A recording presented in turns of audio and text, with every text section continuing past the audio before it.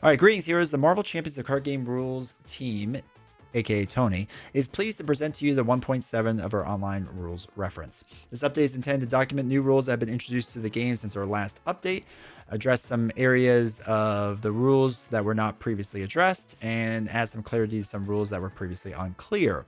All of these updates are intended to make your game of Marvel Champions play as smoothly as possible. Today, we'd like to discuss some of the important changes to this update so that you know those changes and why they were made. And a wonderful picture. Sinister Molo's 222, not bad. So you know what point no return playing a game is? Maybe one day, yeah. Tony reached for a bagel and quoted it fantastic during the stream. F4 coming, basically. All right. The big thing, defining environments. Earlier this year, very early this year, we announced that a new concept of game environments was coming to our LCGs. In brief, before you begin a game of Marvel Champions, you can choose a game environment in which to play. Your chosen game environment determines what heroes and player cards you are allowed to use during that game. This update provides us the opportunity to share with you more specifics about what these game environments look like. We are establishing three. We are having a 50% increase on game environments. So there's the current and the legacy, which we knew of the words, but now there's also a limited environment. Here's the description of each, along with examples of what each or what type of player each might appeal to. eBay Doctor Strange only 175. It's basically free 99 at this point. So current, I'm new to the game. I want to only play with what's new. When playing in this environment, players can only use heroes or player cards from the core set and the most recent release of Marvel Champions products. As of this update, this includes the following expansions and associated hero packs. Age of Apocalypse, all the hero packs. Agents of S.H.I.E.L.D., obviously all the hero packs. Civil War, hero packs. With each update to the rules reference, this current environment will shift to include only the most recent products. So really quick with that, the way I'm reading this, because rules stuff takes a year-ish. So I guess as the new Daredevil stuff comes out, they're not going to do, I guess maybe there's another rules reference that comes out in 1.8 or 1.71 or something next year that would knock off Age of Apocalypse. But I guess until then, Daredevil will just be the fourth one on there, and that will count. Now, as of now, Age of Apocalypse is still quote unquote in print. That cycle is in print. It's just hard to find right now is the only issue some people are having. Doesn't mean that they're going to do another print run unless they say it soon. I have no idea because I haven't read through all this yet. So we don't know if they're going to do another print run or anything like that. But officially, in their eyes, it still exists out there in the wild. Playing within the current environment is the easiest way for a new player or a group of players to get into the game. For long-time players, playing the current environment presents the opportunity for them to test their creativity and skill by limiting the available player card pool. Veteran players will have to seek out alternatives to their most frequently used cards and experiment with cards they may not have tried previously. They've kind of mentioned this before, right? That they don't want to go around with hone technique, right? They don't want to think about that every single time they do things, which I don't blame them for because hone technique kind of broke a lot of things. So they don't really want to think about those cards anymore and try to balance aggression around that, which I don't think is inherently a bad thing, right? I get that. But I think it's important to note that that's a big part of the reason, I believe. Legacy. I want to play my whole collection, or I don't want to change how I play the game. Let's go. If you want to keep playing the game as you've always played it, the legacy environment is for you. In this environment, the player card pool includes every hero and player card you own. If you enjoy limitless options and want to build the strongest, most optimized decks possible, or just want to play the way you always have, you can do so with the legacy environment. I'll tell you right now, this is probably how I'm going to play the vast majority of the time. I don't see me doing any other way. I'll play the new hero packs when they come out with their pre-con, first time around, and then past that, I don't know if I really do much with the current environment, right? It really seems like current environment's geared to new players or if I was playing with other people. They match the Nocturnal Duck, welcome to chat. They match the Gathering Us, standard, limited, legacy, modern. Are they selling for 175 or are people just listing for that much? I may or not have an unopened pack. They're at least listing, but new players will test their tolerance with a lack of deck building options. I love playing Avengers without Avenger cards. That's everyone's favorite. All right, limited. This is the new one. This is the one that came out of left field that we knew nothing about. The limited environment, I want to mix and match current and legacy, or I want to challenge myself with a different approach. If the idea of the current environment intrigues you, but you want to come up with your own subset of Marvel Champions products from which you to customize your decks, the limited environment is for you. This highly flexible environment gives you the opportunity to get really creative by choosing the products you want to limit yourself to. Just pick up 3 expansion boxes, which there's exactly 3 right now in print, so guess that works out, and up to 10 hero packs to serve as your card pool. For a greater challenge and theme, try playing only with the contents of the 3 waves of products. Do you love mutants? Go with Mutant Genesis Next Evolution, which you can't get in Age of Apocalypse waves. Are Avengers more your speed? Pick the core wave of hero packs, the Rise of Red Skull and Mad Titan Shadow. These possible combinations are immense. This feels like such a weird thing to me, because like, you were gonna do it anyway, right? You were just gonna, if you really wanted to, you were just gonna, I mean, I guess like they officially have terminology about it now, but like, okay, I guess it feels like a very weird thing to like add on to it. I don't know. Buy scalp champions out of print or RAM. Yeah, get RAM. Sinister Motives did sell for $222. Curious to how much the community plays Marvel Champions ignoring trait rules. It'd be interesting. Novels doesn't count as people. No, she plays the cards she is dealt, and she likes it. She doesn't want to think. So you're writing the podcast. Take a bow. Thank you, Mike James. Welcome to chat. The limited thing is just fluff to fill in the article. I know. And the rule book, which we'll get into. The last seal, Doctor Strange, sold for $150. Ooh. Hey, Jessica Jones. Environments Q&A. We received many questions from the community since we originally announced the game environment, so we wanted to address the most common ones here. Does the introduction of these new game environments mean I can't use older content and expansions? This was everyone's big concern, right? Are you telling me I can't play with all the cards and blah, blah, blah, blah, blah? No, not at all. While we will continue to design new content for the game primarily with the current environment in mind, everything will always be compatible with what came before, and we encourage you to play with whatever brings you joy. Only limit yourself to what's in the current environment if you want to. Again, this whole thing is a design thing. Well, I think it's sales too. They won't touch on the sales portion of it, but it's, as far as Tony goes, design related, right? Oh, that is Cindy Moon. Oh my god, that is Cindy Moon. Man, I should just quit stream now. I don't separate aspect cards this way. Neither will I. They're all going to get shuffled together. Please burn all your old cards and buy again. Will FFG, a later expansion, ever require me to use play using the current environment? They say no now. They say no now. Every expansion release, just kidding. They probably won't. Will be compatible with each of the environments detailed above. If you want to use cards from every era of the game, play Legacy. If you want to use the newest cards, play Current. Or if you want to mix, try Limited. Okay. I'm not separating anything. Yeah, that's insane to me. Well, I will explain. I will be separating one thing, but nothing related to Marvel Champions as of right now. Will current environment content always be compatible with Legacy? Absolutely. Just like always, older content for the game will be compatible to new stuff and vice versa. There's nothing stopping you from mixing and matching. I feel like they said the same thing twice, but that's fine. I guess it was asked 2 different ways, so why not? Better to be proactive on it. Does my chosen game environment limit which scenarios or module sets I can use? No, game environments limit only to your card pool when it comes to your deck. Feel free to play a scenario with using any mod sets. Interesting. Okay. When it turns to yet, they'll split out another multi-paragraph excuse to how that's not what they mean. Invent 10 new terms to keep money flowing. All right, so uniqueness. Defining which cards represent the same character has been a challenge for this game because of all the different ways individuals in the Marvel universe was addressed. Some monikers are shared by multiple people, while some people had or have had different monikers at different times, and that's without getting into the multiverse hijinks. The previous rules were able to define uniqueness in a way that worked for the game in the early lifetime. But as we added more versions of the same character to the game over time, those rules got more and more complex. Okay. With the release of Civil War, which introduced many of the heroes as encounter cards, we decided to give the uniqueness rules a major overhaul in an attempt to simplify them. Okay. No rule set can perfectly ensure the same character can't show up in multiple places while allowing every group of characters who share a moniker to show up together.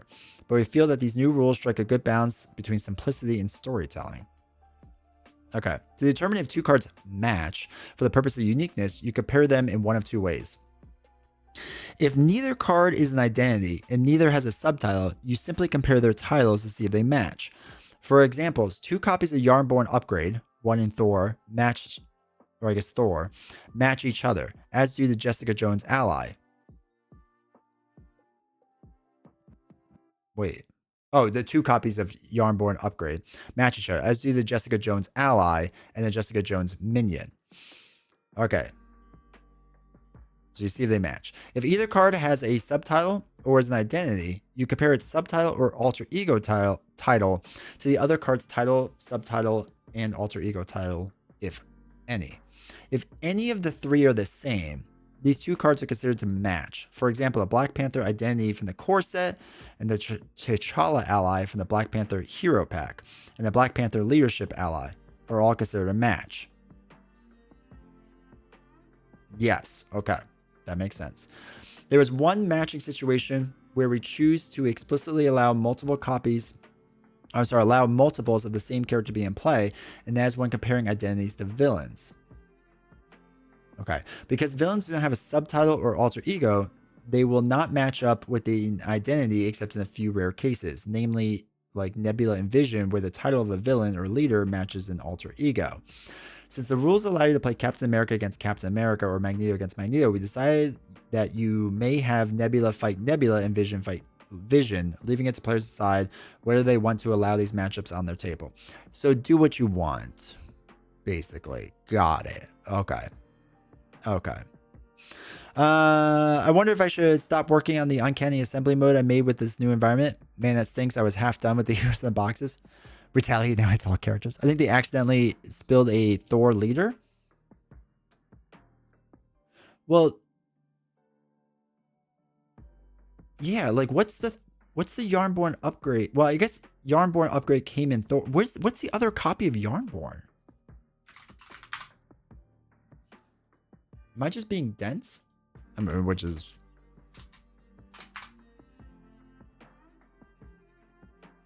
like there's Thor 19, which is this Yarnborn. What's Thor 99?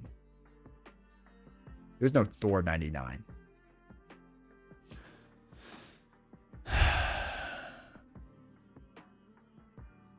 Switching Twitch can handle this autocorrect.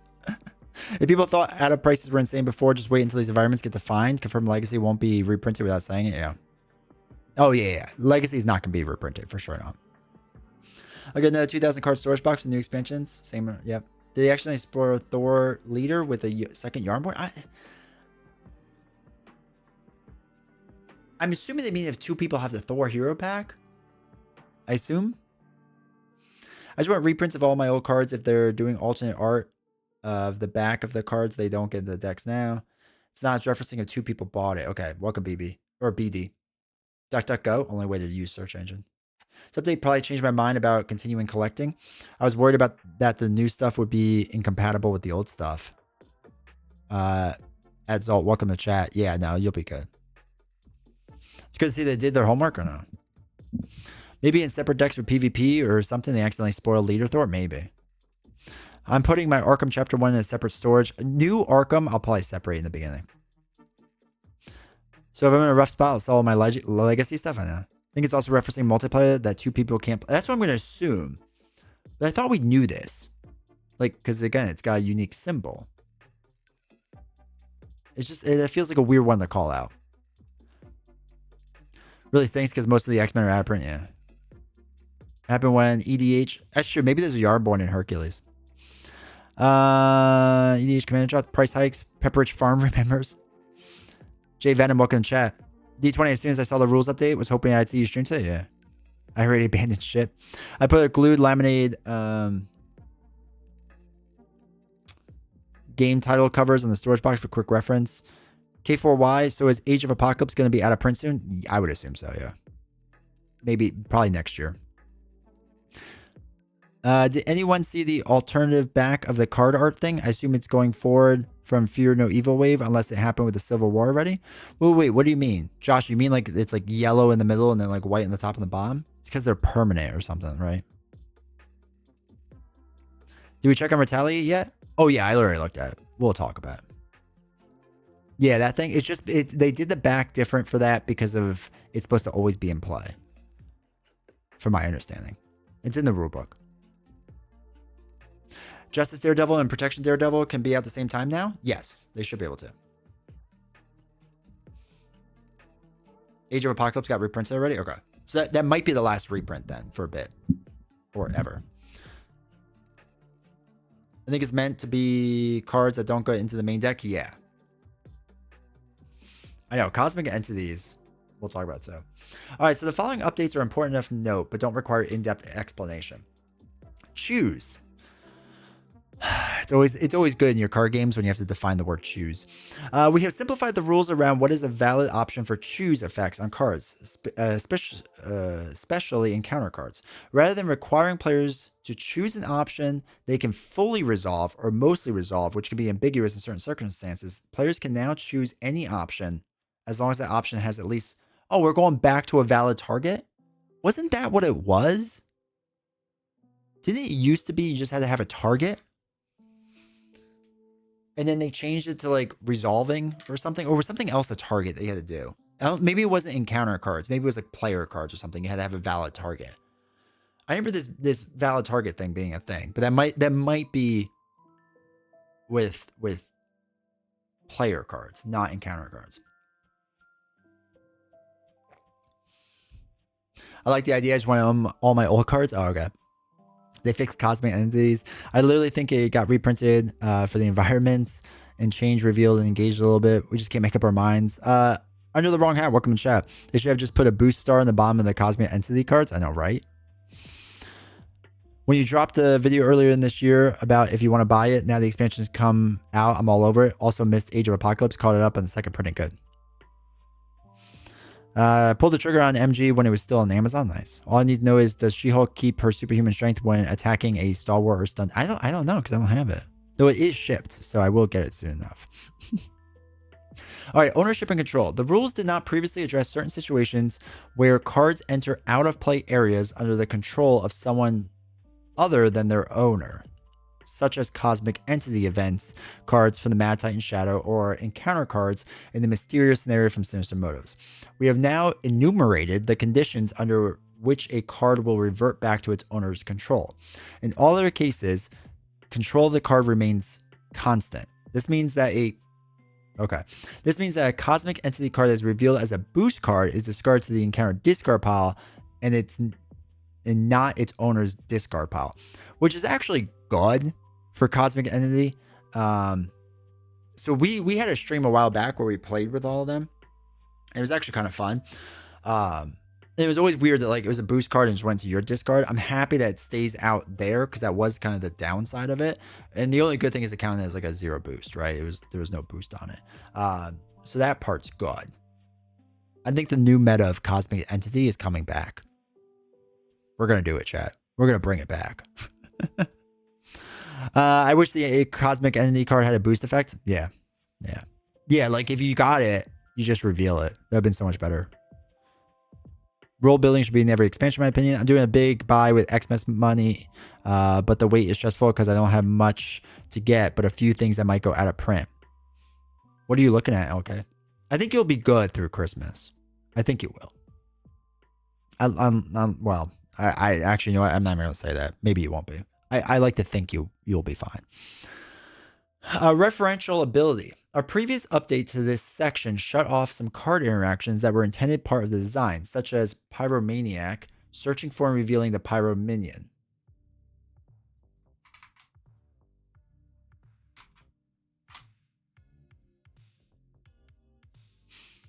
Reveal Pyro activates against you. If he is not in play, search the encounter deck and discard pile for a Pyro minion and reveal him. When a card with the same name is also a part of that same encounter set. Oh, there was like another Pyro. I get it. If Pyro was something else. Okay.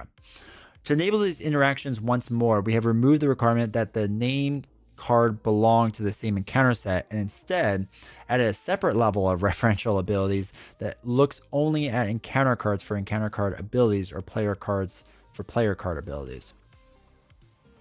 Oh, because isn't there a pyro? Well, no, you have to look in the encounter deck or discard pile. Okay, that's fine, I guess. Note that there is still a level for identity-specific cards, so you cannot ready your Venom ally using your run and gun event. Oh, yeah, that makes sense. That's fine. Adam Warlock Cosmic Entity Meta 2026. Oh, wait. We're going to do it with Star-Lord again. Reveal. We've established a stepwise process for revealing encounter cards in order to clear up any timing questions related to the reveal process. Jesus. Okay, that's fine. Zom, welcome to chat. I think that makes Cosmic card pretty okay now. They thin your deck and they give you an upcoming 0 boost or let you know the beneficial encounter card is coming up, which basically skips an encounter phase.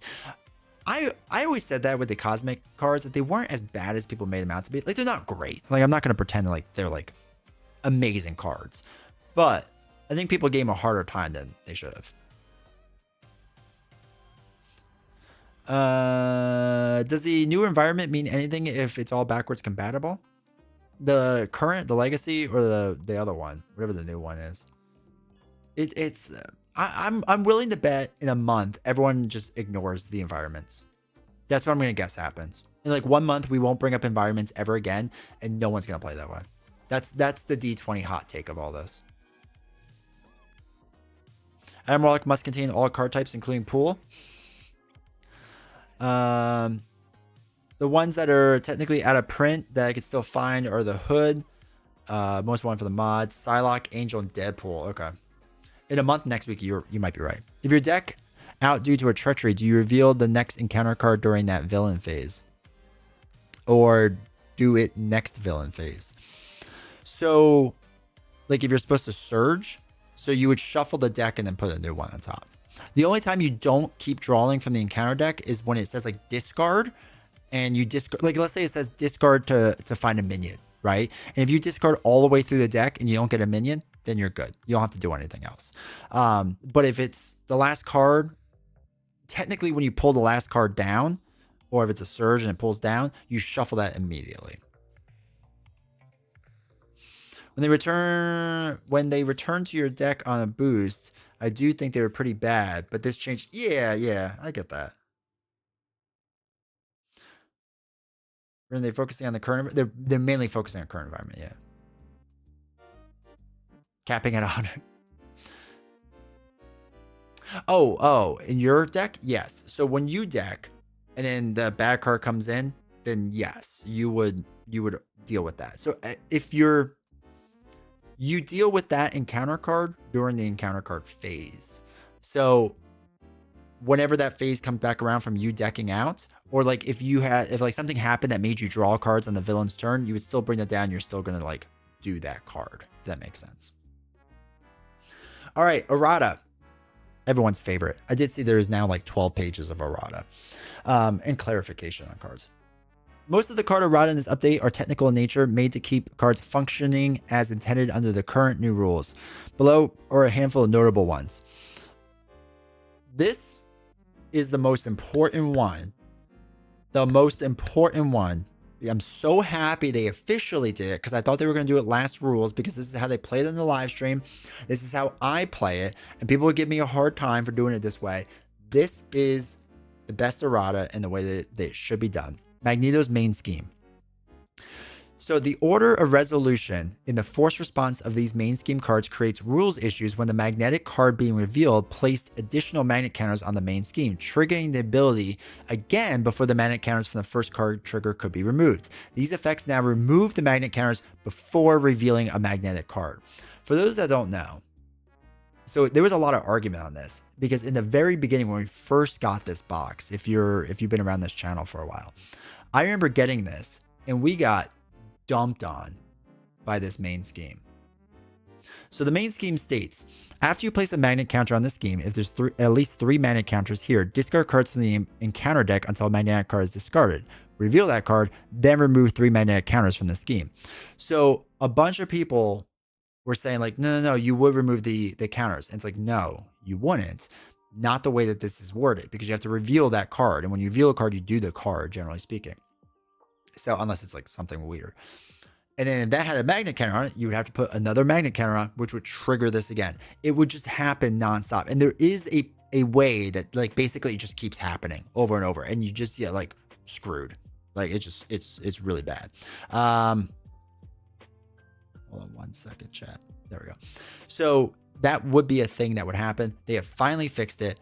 I'm shocked they didn't fix it the last time. But yeah, there we go. Let me catch the chat.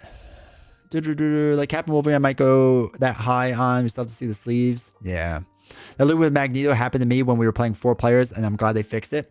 I was hoping they would have made it so that he can't keep getting magnetic counters and going in turn. Yeah, and like they played it this way on stream, and chat was like, whoa. That's not what the card says. And Caleb was basically like, yeah, but that's what we mean. And we were all like, okay. And then they Hall of Hero ruled it. And then they had a rules update, but didn't put it in the rules update. And we're like, so is that the rule or not? How does this work on the stack? I love now that they're fixed mutants at the mall ruling for Jubilee.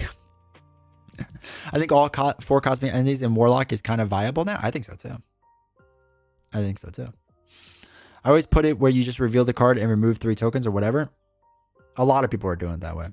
New rule, there are no rules. All right, suit up. The previous wording of this card raised rules issues about how to determine whether an upgrade could attach to an ally, to a particular ally. To avoid this, we have changed card to fetch an upgrade that can attach to any ally. Wait, what did it used to say?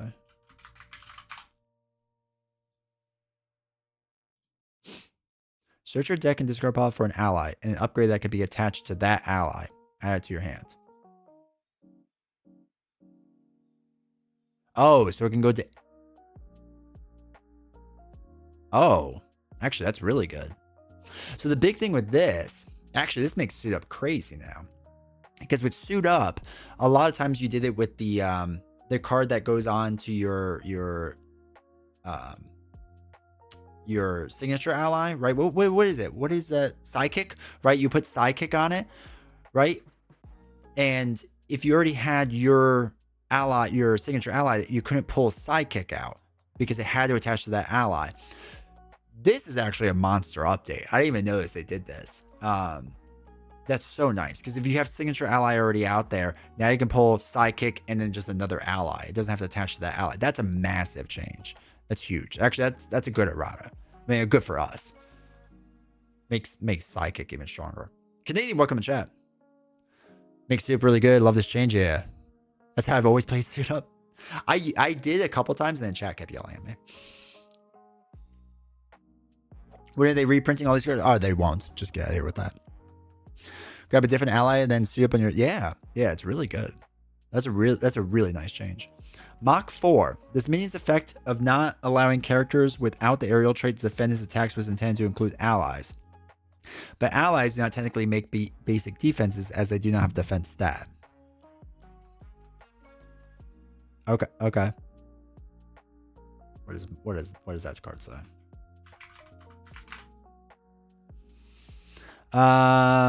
Each character without the ally trait cannot make a basic defenses against... Yeah, okay. That's fine. Shield Deputy. Some copies of this were printed without the max 1 per character. Some copies. Limit, which should have been on all the cards. Okay, that's easy enough. That's fine. Okay. It's fine. I wish this came out 4 weeks ago when I was having Suit Up issues with only 1 valid target. I know, right? The game doesn't check future plays and was like, this doesn't make sense. So glad they fixed it, as I've been playing that way since the release. No regrets. FFG's rules, boo. I've already determined that I'm not even reading their updates anymore. I just do not like the bloated rulebook. I mean, it's 68 pages now. I don't like how they constantly change how cards work. Jason, welcome to the chat. The old wording of Suit Up could never grab Psychic since it attaches to a signature ally you control. Well, it would have to be you grab the Psychic and the signature ally, right?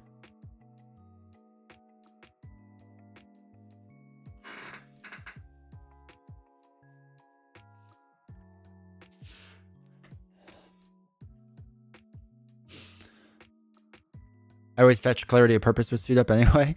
Did you end up backing Radiance? No. Did it end? They should add one more page. They should add one or get rid of one. Either one. I got Ashes. Gave the rules a read. Though, so glad it was a massive book. Yeah. Ashes rules are so easy.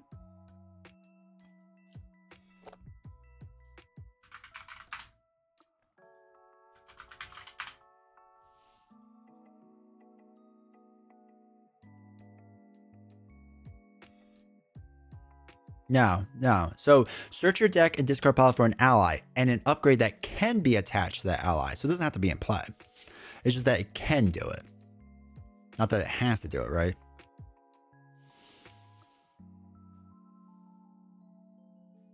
I play solo, so I am the rules. 2-3 days left? Okay. I really need to, like, seriously do that.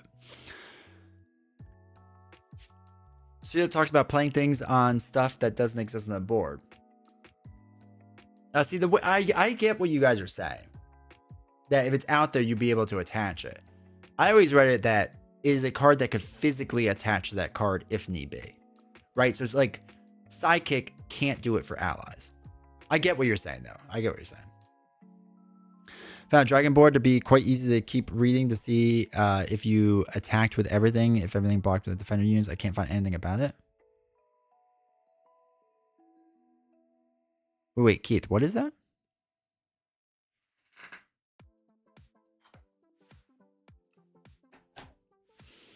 Really wants to see you play that one and legitimately think you'll like it. I'm going to. I missed the 11-page rulebook days. Huda Wada, welcome to chat. All right, if you're backing Canadian, I'll back it. Okay. So they have our 1.7 rules. So close to 6.7. Oh my god. Okay, so they have notable changes. We're going to do what we do best. And we're going to read all of it. We're going to take some breaks. We're going to do some things. But we'll get through this. Okay. I'm only going to read what's changed. That's it. Now, we're not obviously not reading the whole book. So I attacked the Dragonborn. Ashes. I'm sorry. You're talking about Ashes. So I attacked the Dragonborn. It doesn't have any defense aspects, and I attack it with all my units. Maybe I didn't see that anything would block for it other than a unit with defender. Right. So that's what you want to do. You want to attack it with everything you have if you can go for the kill. If you can't, then all your stuff is exhausted and they're going to get killed by all their stuff. Or all their, like, their line.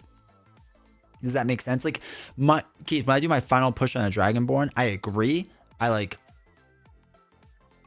go all out, but you can only do it for that last turn. Because if you don't and prepare incorrectly, like, you're just going to get wiped out by his board.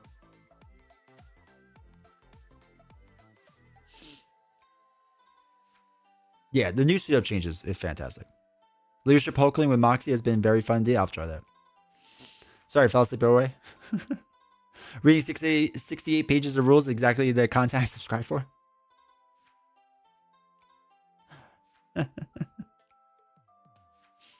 Yes, it makes sense. Just trying to look up something that maybe wasn't there. I got a few hours till my partner gets home. I've cracked a NOS, ready for new rules. I think I'm going to go shower now. Wish I could get myself going. This can't be that easy. It'll be interesting to see, like, your gameplay. Like, if you could record it.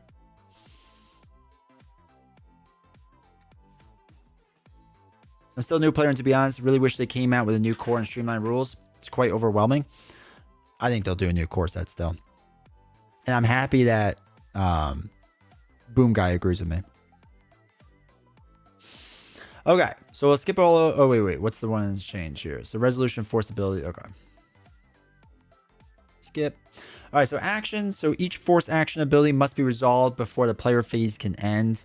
Okay, a force action ability can be triggered at any time. A non-forced action ability could be triggered. Oh, because they have those new cards. That's fine. Such an ability has a cost that cannot be paid or requires one or more valid targets and has none. This phase can end without that ability. Okay, that's fine. That's how we kind of play. Activation. All abilities triggered by the initial activation resolve before subsequent activations initiate. Okay, so you must finish your ability trigger. That's fine. I was hoping for an FF core box next year. Maybe the following year. I'm holding out hope. All-purpose counters, they're all-purpose. Go figure. Refer to any purpose. Okay, just get buy the same token stuff. Use my link. You'll have the best tokens ever.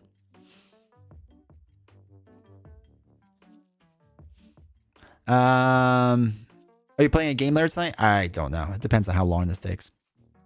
Boom Guy is so dry and funny. Yeah, he is. He's really funny. All right, Alliance. Only the play. Oh, they finally updated this. Only the player playing the card with the Alliance keyword is considered to be resolving that card. Oh no, wait. There's Alliance, not teamwork. Okay, that's fine. Attached to the attached to phase on the card is not resolved if another ability causes that card to attach it to a specific game element. Wait. The attached to phrase on a card is not resolved if another ability causes that card to attach to a specific game element.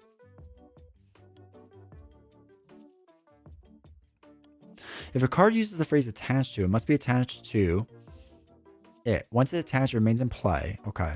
So the attached to phrase on a card is not resolved if another ability causes that card to attach it to a specific game element. So if I try to attach it to something, I can't. I guess that's what it's saying for legality purposes. Okay. All right. Attack. Enemy activation. If a character other than the attack character defends the attack, that character becomes a new target of that attack. That's fine.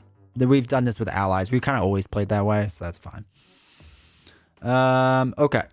What is this section? Oh, we're still in enemy activation. The defending ally leaves play prior to damage from the attack being dealt. The attack is considered to have no character defending, and the identity of that ally's controller becomes a target of that attack. Oh, so this is when you get like a boost card and it says like deal 1 damage to your ally. It officially knocks your ally out, and then you become the target of it. They finally did that. Okay.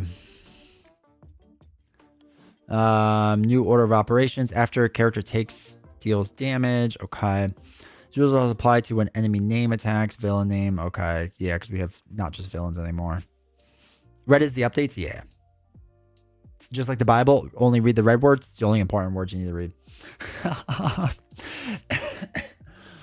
Each attacked enemy with a retaliate keyword that is still in play after the attack resolves.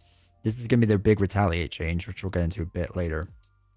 Deals retaliate damage. Okay. Okay. Cannot. We have to define cannot. Also, my partner watched the new video Nelson posted of the 3 of you chatting. She said, with the camera zoomed out on D20, you look so little with your 2 dads, Nelson and Beach. I know, right? They were like framed nice and tight, and my camera is so wide. And okay, so fun fact, when we were recording that video, all I saw was like the middle parts of each of the cameras. So I thought that's all I was going to show. So that was interesting. Cannot. The word cannot is absolute. Okay. If 2 rules conflict, the rule with cannot takes precedence. An ability can override a rule with cannot per the golden rules. So cannot is absolute until it's not.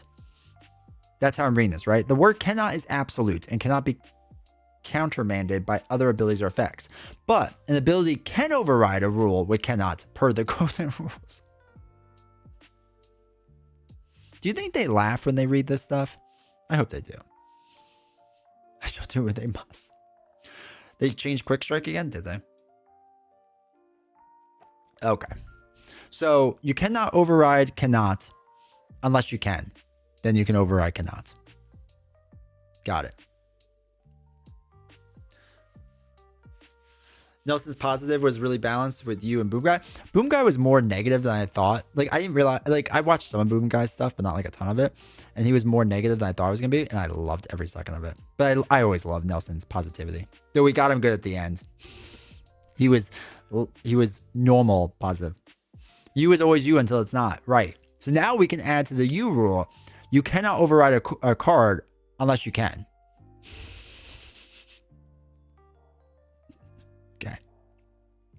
Sure, whatever. Okay. Upgrading my Marvel Champs Arkham Lord of the Rings tokens and other game bling in 26. Buy some tokens my go-to. Using your discounts for sure. I appreciate that, dude. I really do.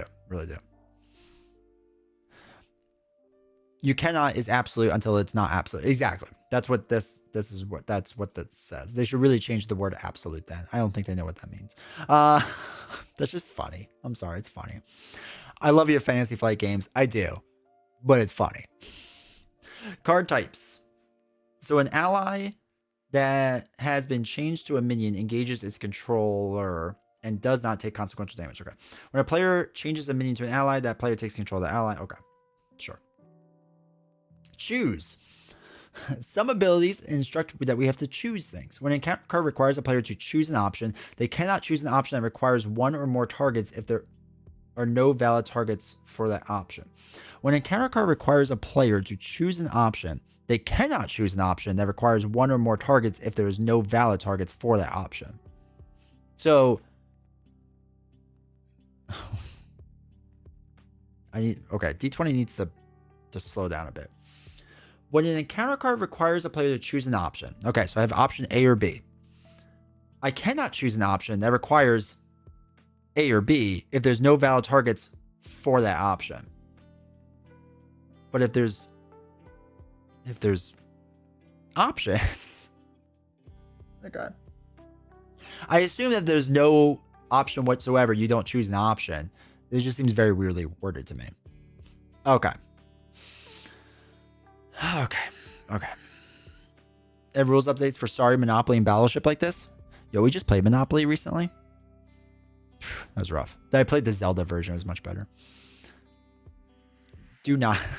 Just remember that Darren Lime decided to read the entire rules in one video? Dude, it was nuts. He's goated for that. Okay. Whatever. All right, cost. A player generating resources for those costs, choose how to divide those resources between those costs. For example, a player paying costs for an event with a resource cost of 1 and an ability that reads hero action, spend X energy resources, can spend a resource card that generates 2 of them and use one of those icons to pay for the card resource cost in the... Oh, actually, this is an interesting rule change. Wait a minute. Chat. A player generating a resource for those costs chooses how to divide those resources between the costs. For example, a player playing costs for an event with a resource cost of 1, an ability that reads hero action, spend X energy resource, can spend a resource cost that generates 2 and use one of them to pay for the... Okay. Where's Thor? Thor has this, right? So Lightning Strike is the example of this, right? So now if you use a double energy, the one can be used for the event cost and the other can be used for the hero action. That's interesting. Benny,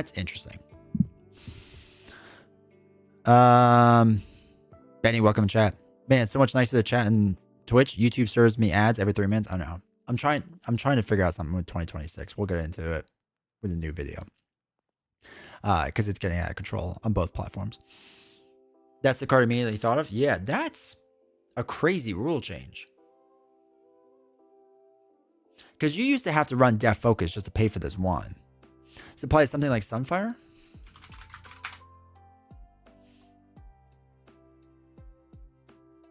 You would have to have a triple. Or if you did a normal card and a double energy, then yeah.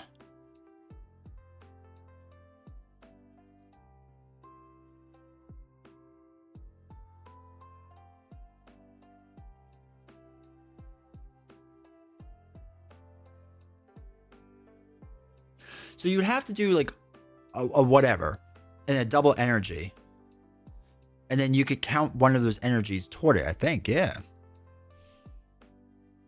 Because it's after? Wait. Did he define the rule after? I mock them, but I need it. The word after refers to the game occurrence that just concluded. Many responsibilities of the term after the specified time which they can be used. So I guess so, because it does have the word after. So yeah, maybe not Sunfire. Okay, so you can't do it Sunfire. Because it is after. And they have defined the word after. That's going to be a little confusing for players, but okay. I mean, that's fine. I mean, with like the Thor card, that just makes Thor stronger and better. That's really interesting. If a cost targets a friendly card, that the player can target cards they do not control. Okay, that's fine. Okay, cost arrow icon. Responses to the text preceding the arrow cost icon resolve before or after. That makes sense. Abilities on encounter cards are not affected by the crisis icon. Oh, I'm sure people were gaming that system. Okay, that's fine. Oh, dash. If a game step or ability references the value of dash, the value is treated as unmodifiable at 0.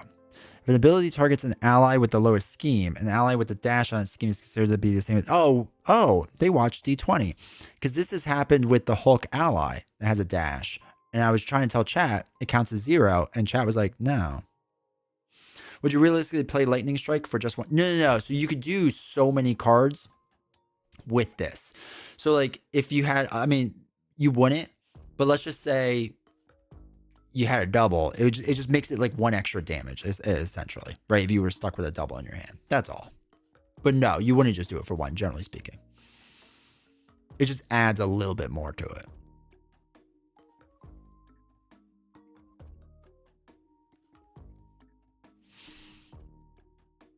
And there's also other situations that might happen with that I don't know about off the top of my head.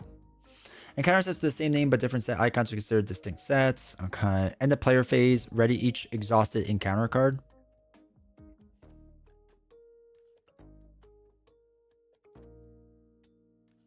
Were there ways to exhaust encounter cards? Maybe. Maybe it's a protection thing. Deck was on the main page. Let's go. If an event has more than 1 triggered ability on it, the player playing it chooses one of those abilities to trigger when playing an event.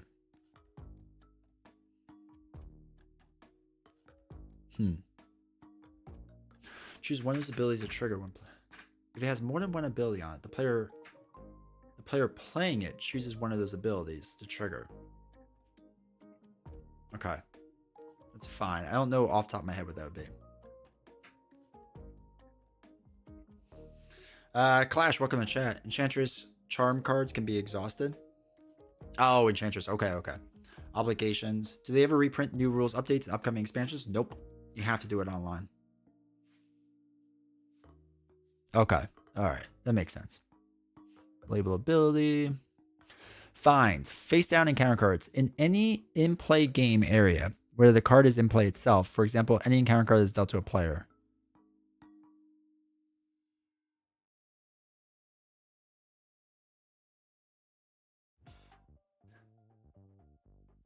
Oh, so you can't... Okay, yeah, it's face down. That's fine. That's just clarification. Ooh, for each. Got a lot. For each indicates an effect is repeated based on the number of counterable game elements. All right, if a for each has a effect has a choose instruction, each iteration of that choice is considered a separate instance of that effect, even if the same target multiple times. If a for each effect has a choose instruction, God, what specific card is that? The game state updates after each instance. For example, if a minion or side scheme is defeated. Let's get back to it. So for each. If a for each effect has a choose instruction, each iteration of that choice is considered a separate instance for that effect, even if the same target is chosen multiple times. So a game state updates after each instance, for example, and if a minion or side scheme is defeated. Response can be triggered after each instance. So we're discussing with this, if you get rid of like a minion that had a guard on it, you could still attack the villain then, right? Because a lot of people are confused about that. Could you attack a guard? Like if there's a minion with guard and you took out that person, could the next instance happen? It could. So good change. Fine with that. Not bad. That player can trigger the responsibility after you deal damage to an enemy after each instance. Yeah, that's fine. Wait, that's what this one is, right? Or did I read a different one? Yeah, with a guard minion that uses an effect that says for each resource you spend this way, choose an enemy and deal 2 damage to it. If that player defeated the guard minion with one of those instances of 2 damage, making the villain invalid target, they can do so. And that player can trigger responsibility like after you deal damage to an enemy after each instance. Cool. All right, so then we get into force. So force states that force interrupt and force responsibilities must be resolved when their triggering conditions are met. And force actions, that's fine because force actions are pretty new. Force interrupt, force response, it makes sense, right? You do the thing, or the force is triggered, you have to do the thing. That's fine. Hazard icon during the deal encounter step phase, that's fine. Hit points. So this just states when an ability that says an identity or villain gets X hit points goes in effect, increase it by the amount. And if they lose it, then they reduce it. I think we all basically played this way. So that's fine, but it wasn't clarified, I guess, in the rules. So whatever. Same with ally or minion. Same exact thing. If it would kill them, it would take them out of play, right? That's fine. Cost arrow. It's fine.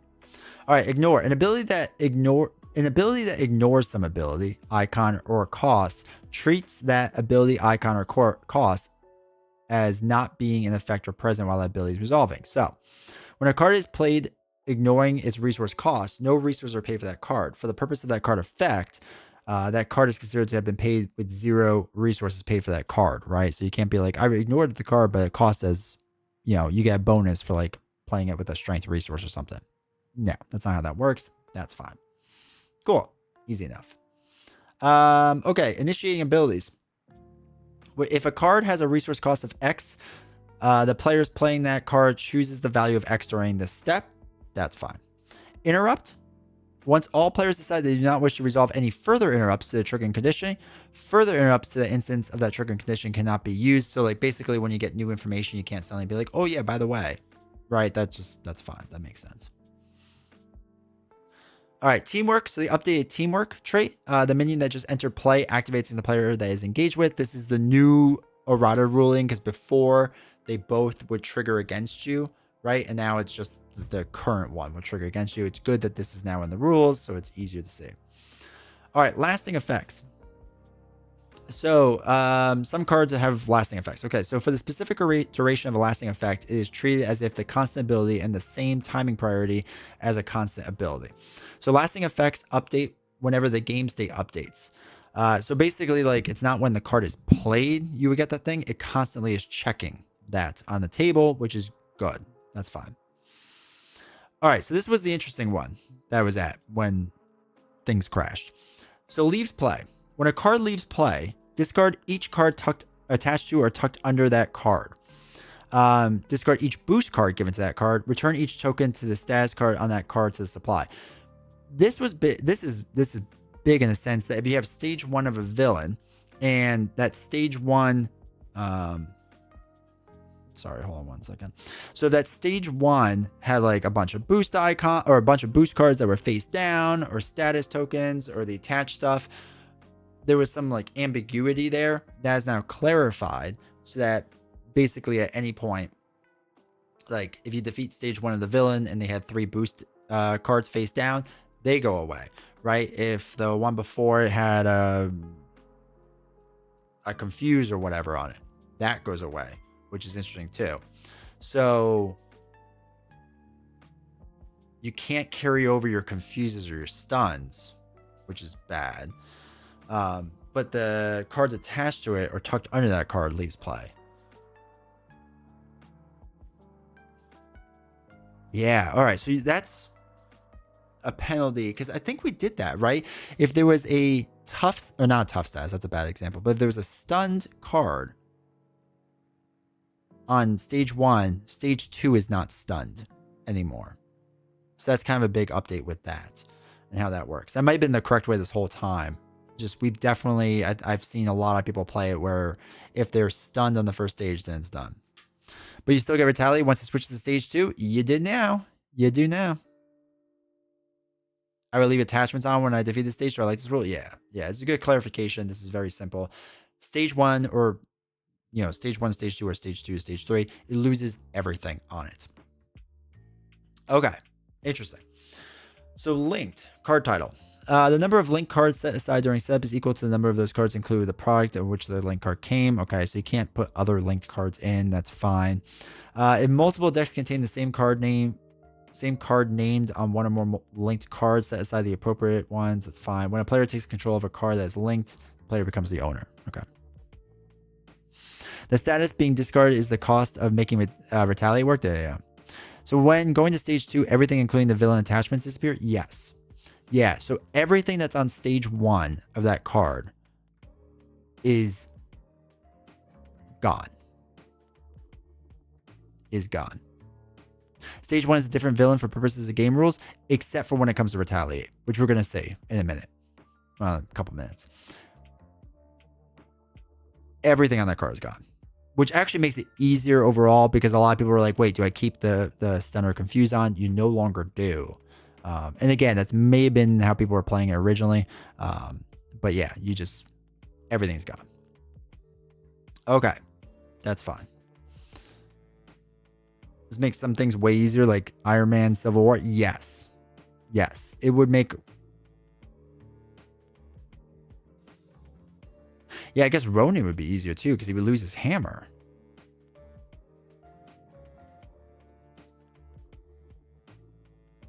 Oh, I gotta read Ronin again. It's been a while.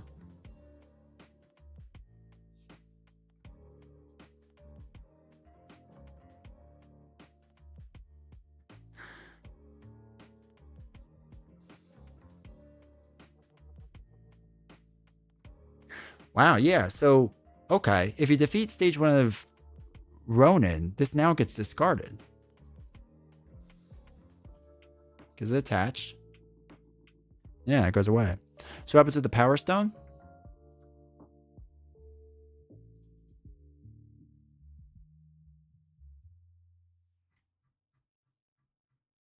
Wait. Oh, shoot. I clicked on that again. That Titan Shadow. No, it's only when the card leaves play. So not when... It's not everything does. It's just when a card leaves play, you discard from that card. That card. That card.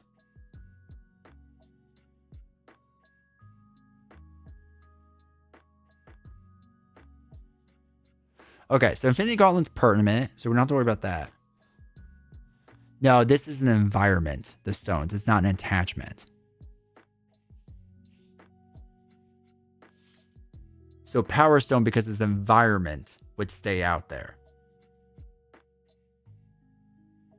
And it's not attached to it. And you couldn't discard the Infinity Gauntlet because it's a permanent card. So permanent would override anything. But for Ronin, that would get rid of the hammer, which is kind of crazy. Actually, that makes Ronin like a lot easier. Huh. The other Power Stone? Which one is it? This one? It's permanent, so it can't be discarded.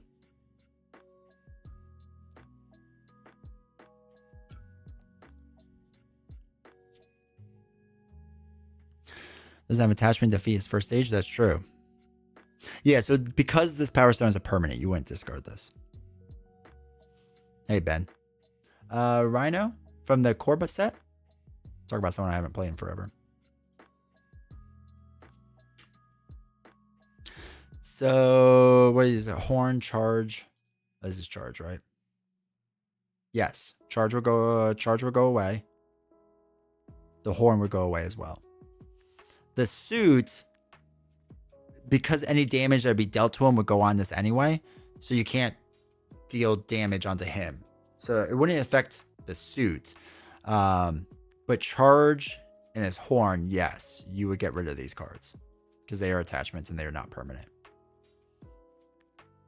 Actually, it makes a lot of villains a lot easier now. Wait, let's look at Venom Goblin.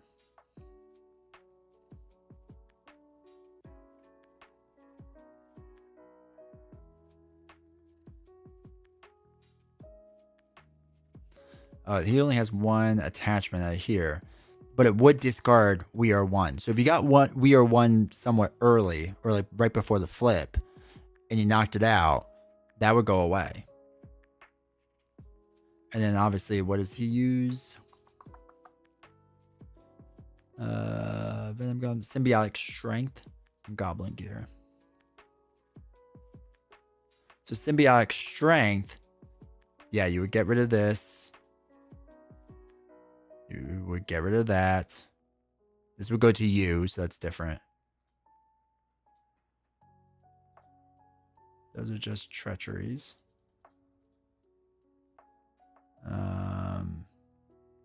What was the other thing I said? Goblin Gear. Yeah, you can get rid of Glider this way. Glider would go away. The bombs would go away. These bombs would go away. These bombs would go away. Huh. Okay. Yeah, so for Spider-Man, Webbed Up would go away. That's interesting. Huh. Yeah, I mean, yeah, it really is just like now it puts a little different way of doing things. Because again, if Ronan has the hammer, pushing him to second stage quicker isn't necessarily a bad thing anymore. Or as bad of a thing. Because like the hammer back in the day. Oh, wait, let me read the hammer one more time. I feel like I'm missing something.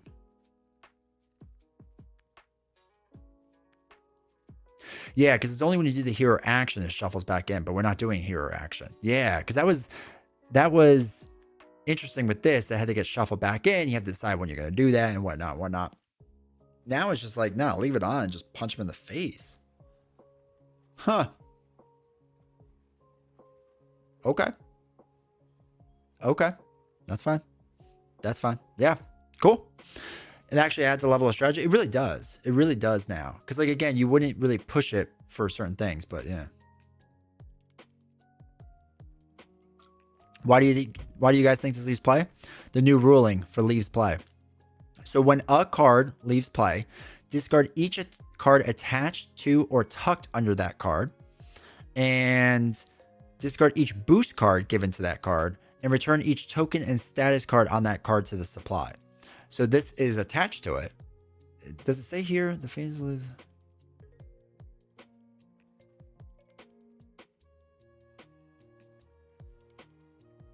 Defeating a character, discarding a card from play, placing a card in victor's play, removing cards from the game are all different means by which the card can leave play. So yeah, it is saying when you defeat a character or discarding them, placing a card in victor's display, or removing a card from the game by all different means.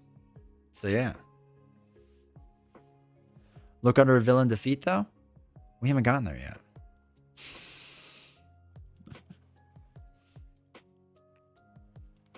If villain defeat says something different than this, then I'm already upset.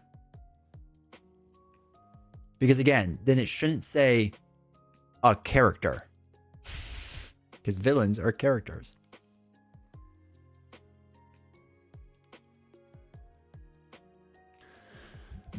Alright. Villain defeat. Alright. The revealing of a villain cannot be cancelled. If the new stage of the villain has the same title as the previous stage, the new stage villain is considered the same character as the defeated stage for the purposes of card abilities, such as Retaliate. Ugh. If the new stage of villain has a different title... See, yeah, this is... Oh my god, this doesn't make any sense. Attachments, upgrades, and status cards, counters, and non-damage tokens on a villain carry over to the new stage. Why? You just said in your earlier rules... Okay. So they don't mean a character. Okay. That's so frustrating.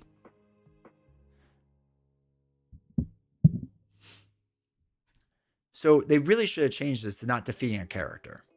Defeating anything but a villain. Keep explaining. Oops, hold on.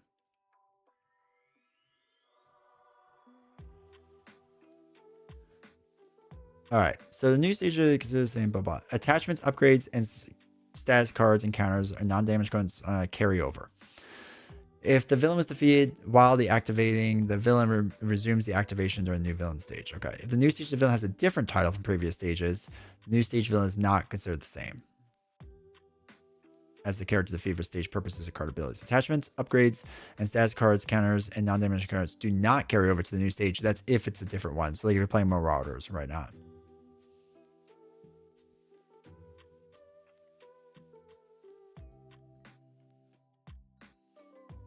Okay. Okay. Okay.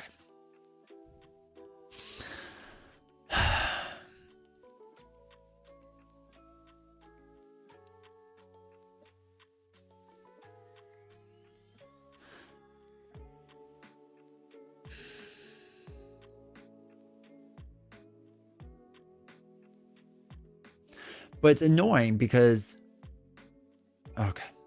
Okay. The problem with all of this, unless we get to when defeated and they change when that is. No, we're not. Actually, let's not even guess. Let's just look at when defeated.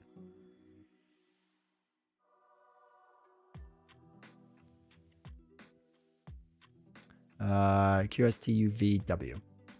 Don't know my alphabet. When a villain stage, side scheme, or main scheme stage ally is defeated, you trigger all when defeated. Okay. So.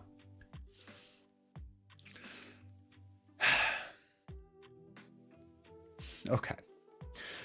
When you defeat a stage of the villain, you can trigger when defeated because you defeated that stage. But the villain's not actually defeated. Is where we're back with this. Are villains characters? Yes. Or at least, well, unless they changed it. Identities, heroes, alter egos, allies, villains, and minions are all characters. Okay.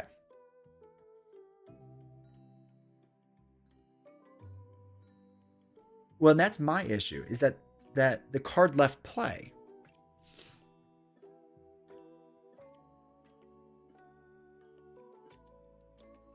Let me find it.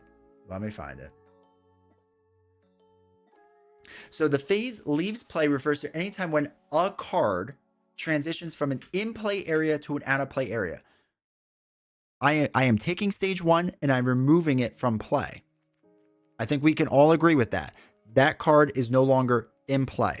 So defeating a character, discarding a card from play, placing a card in the victory display, or removing card from the game are all different means by which a card can leave play. What they're saying is because of when they're doing the when defeated, but it's not actually defeated a villain, I guess they're counting it the same. Oh my God. So when a card leaves play, unless it's the villain card, you would do all this stuff. Okay. That's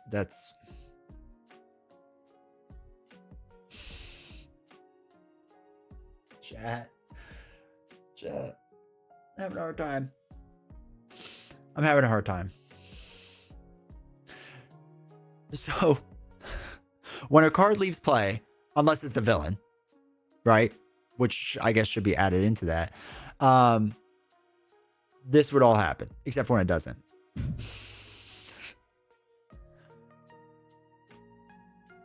Second point on when defeated also explicitly removes the card from play.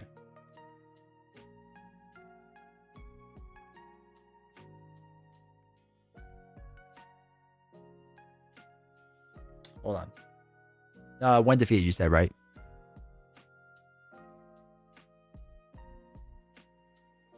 Right. So, all right. When a villain stage, side scheme, or main scheme stage ally or minion is defeated, all when defeated abilities on that card revoked. When a defeated card leaves play after its when defeated ability is resolved.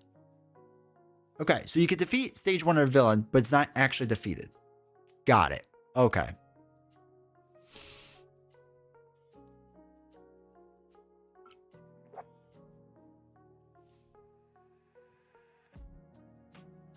Well, this is if you don't fully understand the entire rule book, you can easily look up a rule. Right. And this is the thing that I think drives me up a wall most, is that people, generally speaking, will say, okay, we're focusing on, like, this card is leaving play, right? So we're leaving play. And then now I have to read this and understand villain defeat, and I have to understand when defeated. Those three things all at the same exact time. Should I just say with defeating a non-villain character? Rafa, welcome chat. Yeah, like it just defeating a non-villain character. Okay, we're there. We're there. I just hate that it's the phrase leaves plays refers to anytime, asterisk, when a card transitions from the in-play area to the out-of-play area, except when it doesn't. Got it. It refers to you except when it doesn't. Got it. Okay. Okay. Tiring. It's tiring, chat.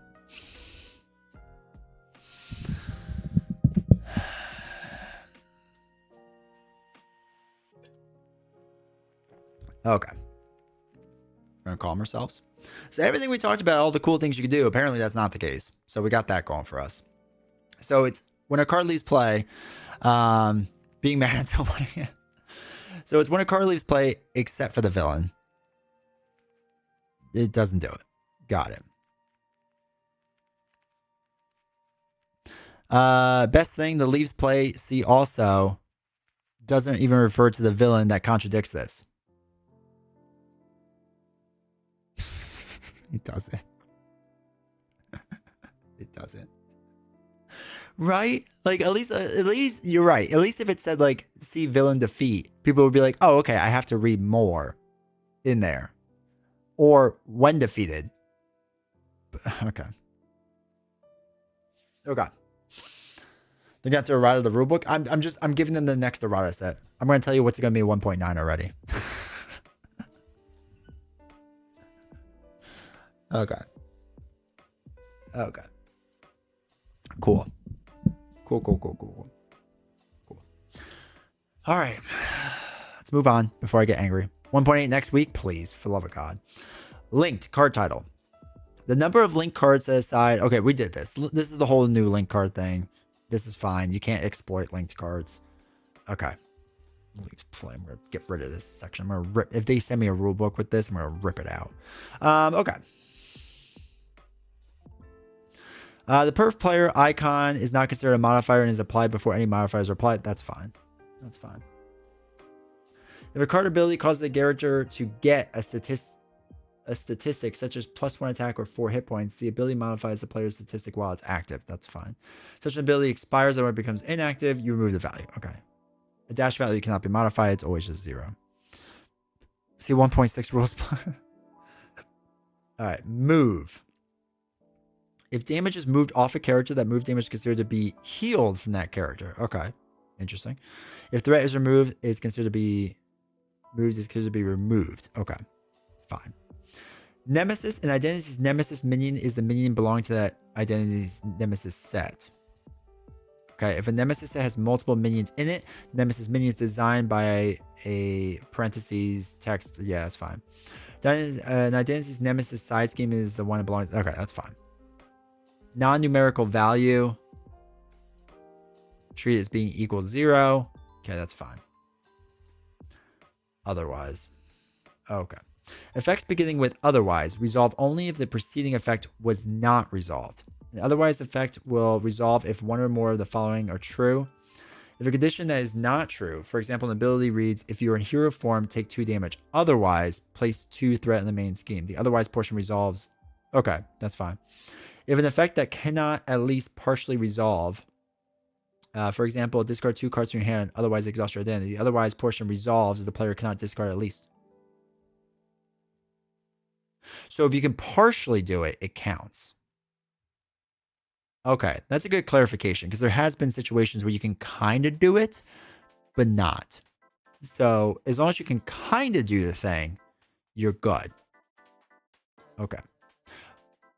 If otherwise is preceded by a semicolon, the preceded effect refers to the effects before the semicolon in the sentence. If the otherwise effect is its own sentence, the preceding effect refers to the sentence coming directly before the otherwise sentence. Okay, that's fine. Take care, Chashi. Every rule should be fully inclusive or specified reference that needs to be considered. That way, when you read the rule entry, you have everything you need from there.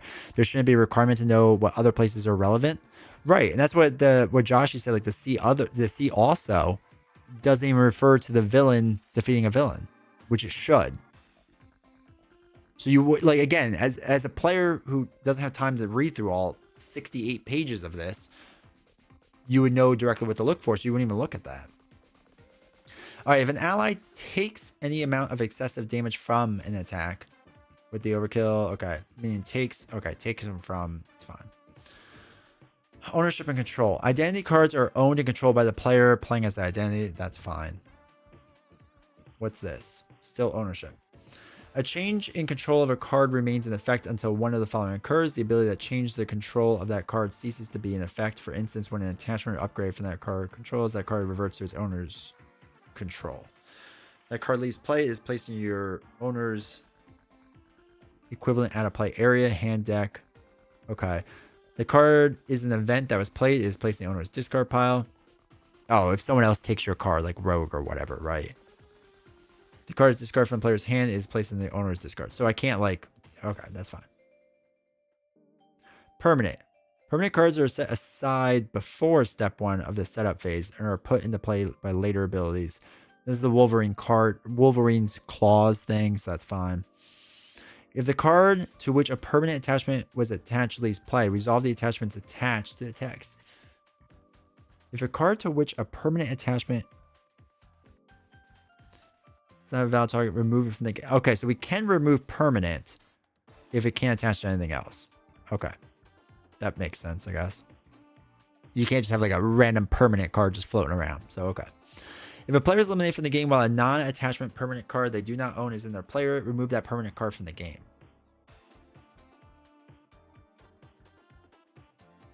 Oh, non-attachment. Okay, so you have like an environment or something in your thing. It's removed from the game permanently. Okay. If an attack with a piercing keyword would deal no damage to the attacked character, it does not discard a tough status from that character. Oh, so you can't attack for 0 and just use piercing. Fine. That's fine.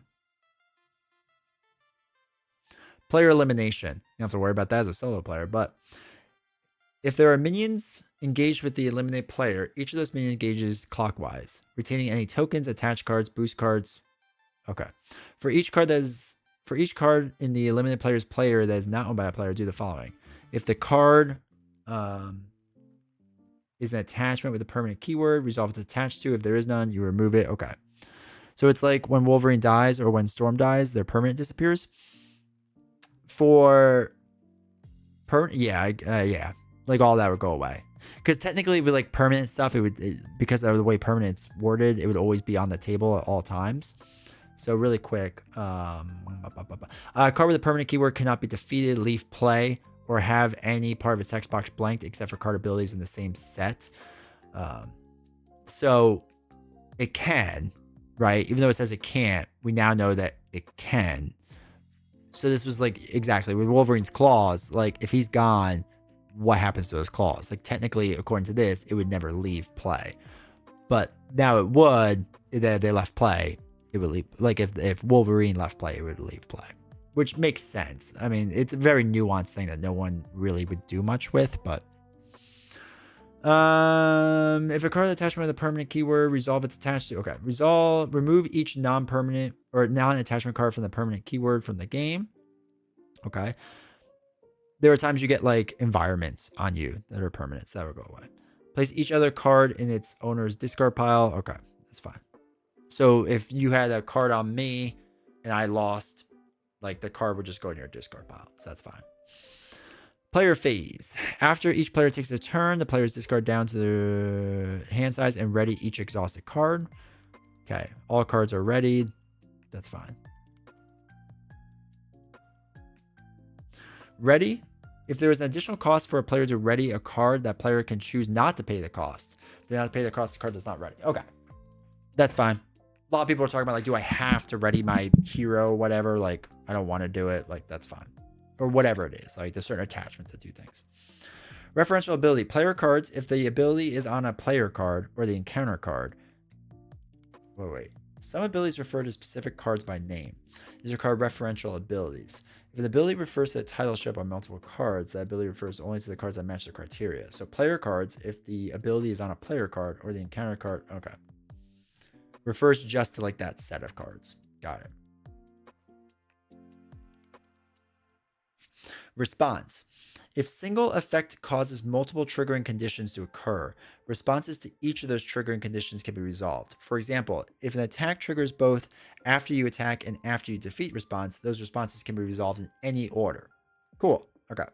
Once all players decide that they do not want to do anymore, they don't do anymore, right? You can't get new information and be like, oh wait, I meant to do that, right? That's not what it is. So that's fine. Okay. Good old retaliate. So they finally changed retaliate again for like the 10th time. So now it states the character with retaliate X must be in play after the attack resolves to deal this damage. Before, the way it was kind of worded is that if you defeated a character or if you defeated whatever, retaliate wouldn't trigger. So now it's stating that if stage 2 has retaliate on a villain, right? So you knock out stage 1, retaliate will trigger now according to this. So the character with retaliate X must be in play after the attack resolves to deal this damage. Even though your attack didn't resolve against stage 2, they're counting it against the character itself now. So of course I hate it because this is my weird hill. But yeah, so they show the order. Abilities that trigger after character takes any amount of damage. Again, so they're treating the character as stage 1 and 2 combined, or 2 and 3 if you're playing expert, right? You retaliate. So that's what they're saying now. It just has to be in play. Because I think the way it was worded before was like not defeated or something like that. But because of how when defeated was, whatever. Salsa, welcome to chat. If stage 1 has retaliate but stage 2 doesn't, you won't get hit by retaliate. Correct. You would not get retaliated in that instance. I don't know what that situation is, but that is correct. If stage 1 has it but stage 2 doesn't, you do not get retaliated. Unless they change it.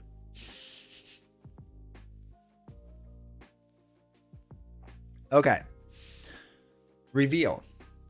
During step 4 of the villain phase, each player in player order reveals cards. Okay. So you follow the steps. So they just wrote out all the steps, I guess. So turn the card face up. If the encounter card's type is an attachment, it enters play attached to the game. Okay. Environment, it's fine. Minion, it's fine. Obligation goes to player. If it specifies the player to give it to that player. Side scheme enters play in the villain's play area. Treachery is placed on a table. It's not in play. Other, placed in table in front of it, not in play. Resolve each one revealed. If the card's a treachery, discard it.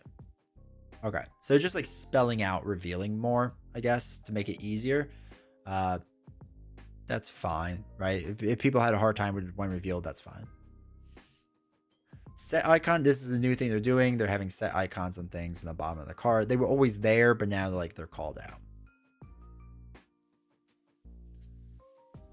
McDonald's was a mistake. Swap. Share a title. Okay, so when swapping a card in play with a card in out of play, if those two cards share a title, neither card is considered to enter or leave play. Tokens, attached cards, tuck cards, and status cards on the previously in play card are transferred to the other card. And the other card maintains the state ready or exhausted of the previous in play card. If the swap card has an associated hit point dial, that dial remains at the same value. Okay. Do not share a tile. They're not transferred over. Interesting. Okay. I don't know how, well, I guess there's certain villains when they swap, right? So like Loki. So, oh, wait. Okay, yeah, this has to do with Loki. Like Loki, we can't stand Loki. So if the swap card has an associated hit point dial, that dial remains the same value. I think there were a bunch of people playing it that every time Loki swapped in, he healed back up. I get what they're doing with this. Let me just show this really quick. So, right, you had all these different stages of Loki. And And there were instances where he can get swapped out, and people are like, "Oh, does it push back up, um, to his 20 hit points?" It does not. Yeah, so like this, War in Asgard. When defeated, reveal the top card of the Infinity Stone deck, swap Loki with a random set aside Loki. So if the swap card's associated hit point dial, that stays the same. So it keeps... Okay, so tokens, attach cards, tuck cards, and status cards on a previous in-play card are transferred to the new one. Okay. That's fine. That's good. I know there's a lot of like confusion with that, if like Loki heals back up or not. So okay. Target. A target that cannot take damage is not a valid target for an ability whose only effect on that target is to deal damage. Okay. An ability with a search effect requires only a searchable game area in order to initiate. Okay. Team up. An ally counts... Wait, the team up keyword names 2 characters in order to play to include them in the... Okay. Also for Ironheart. Yeah, that's another good one, Jason. Yeah. That's a good one too. An ally counts as a named character if either its title or subtitles match the named character. Oh, yeah, we were doing this anyway. But okay, that's fine for the team up cards. Tuck. Yeah, they add this, obviously. When a player is instructed to tuck cards, they place the tuck card face up under that card. Tuck cards are not in play and are not considered attached to. When it leaves play, each tuck card under it is discarded. Okay. Oh, unique icon. Okay. The unique icon indicates a card that reveals a singular person, place, or thing within the Marvel Universe. 2 unique cards are considered to match if any of the following apply. 2 cards share the same title, and both have no subtitle and no alter ego. For example, 2 copies of Yarnborn Upgrade, or the Jessica Jones Ally and the Jessica Jones Minion. So you can't have a Jessica Jones Ally and Minion in play. The subtitle or alter ego of one of those matches the title, subtitle, or alter ego of another card. For example, the identity of T'Challa alter ego, T'Challa ally, and Black Panther ally with the subtitle T'Challa are all considered to match. Okay, that's fine. A player cannot include multiple copies of cards in their deck. The identity is included in this evaluation. When choosing identities during setup, players cannot choose identities that match. Is that because we're getting another Captain America? The players may choose a scenario even if one or more of the villains match. So again, Magneto versus Magneto, they're letting you do. It's fine. A non-villain card in an out-of-play state that matches a card cannot enter play. Okay. A player card, it cannot be played or put into play. Any effect that attempts to has no effect. A non-villain encounter card, it is discarded. Any effect of it entering play is ignored.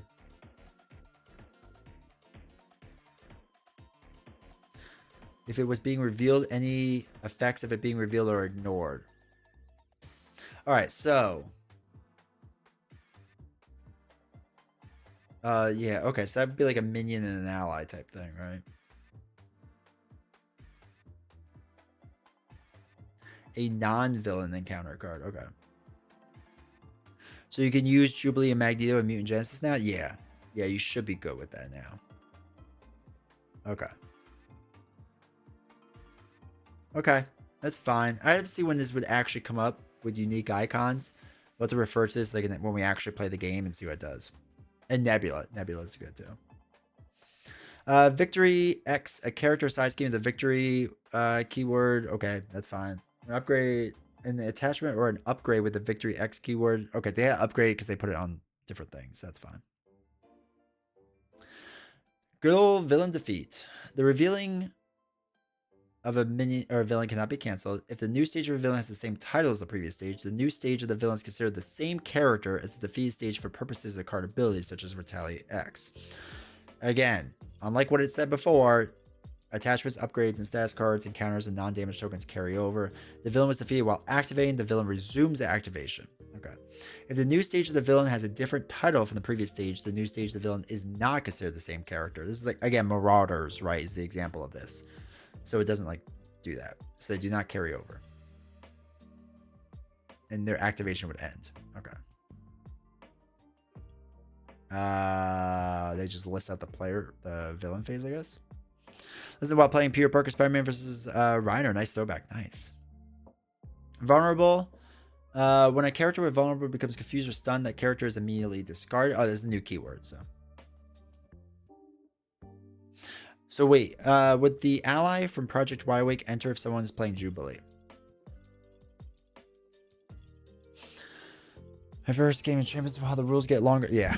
Okay, so let's do that with Project Wide Awake, right? What is that? Mutant Genesis, right?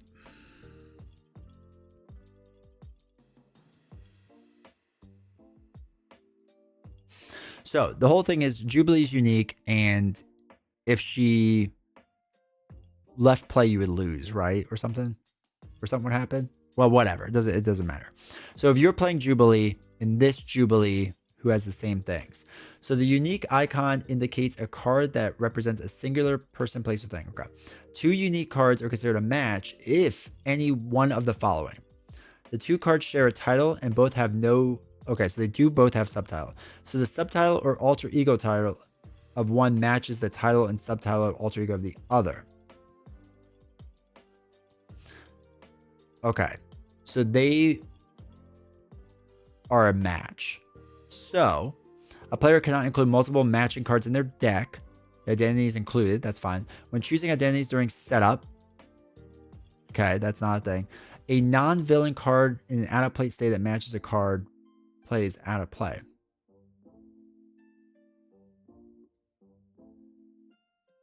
So a player card, it cannot be played or put into play. Any effect that attempts to do so has no effect. That's what this would be. Or wait, a non-villain encounter card. If it is discarded, any effect of it entering play are ignored. If it is being revealed, any effects of it being revealed are ignored. So yeah, Jubilee cannot play. Yeah, so you cannot get Jubilee in. Which doesn't that like lose it or something? What happens with that? I guess it just goes away, right? That's something else I'm thinking with Jubilee. It might be the campaign or something. Yeah, I think it's the campaign, right? But yeah, no, you would not be able to put Jubilee in play. You would literally flip this and she would go bye-bye. Oh, Hope. That's what I'm thinking of. Okay, thank you.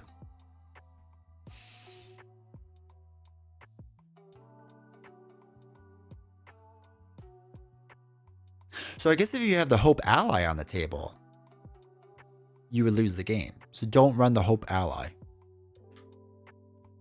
Huh. Because you can't even decide, right? It just says it cannot be played or put in play. So it's not even an option to get rid of yours.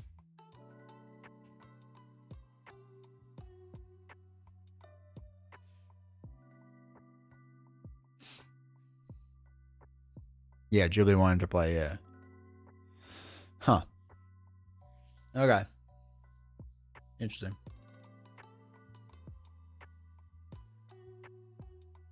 So yeah, so vulnerable is the new keyword. That's fine. They had to do that. Villain defeat coming up.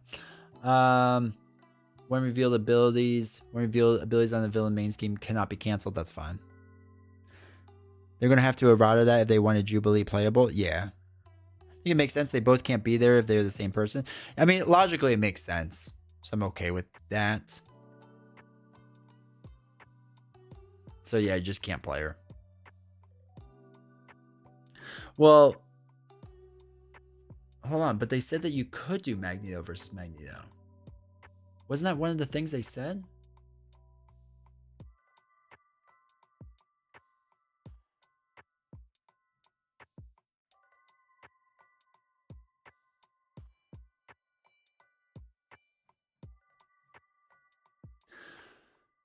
All right, so if neither card is identity...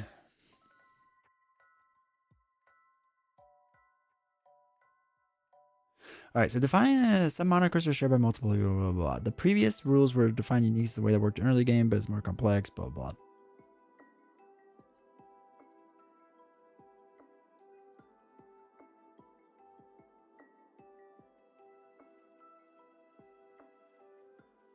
So because villains do not have subtitles or alter ego titles, they will not match up with an identity except in a few rare cases, namely like Nebula and Vision, where the title or villain or leader matches an alter ego. Since the rules allow you to play, so yeah, you could play Captain America versus Cap, because there is no subtitle. So you could do that. So you could do Magneto versus Magneto. And you can't do Nebula versus Nebula, but you could do Magneto versus Magneto and Captain America versus Captain America.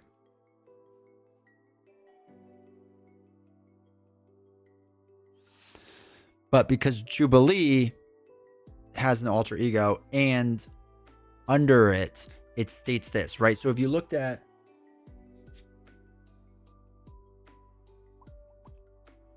Mutant Genesis,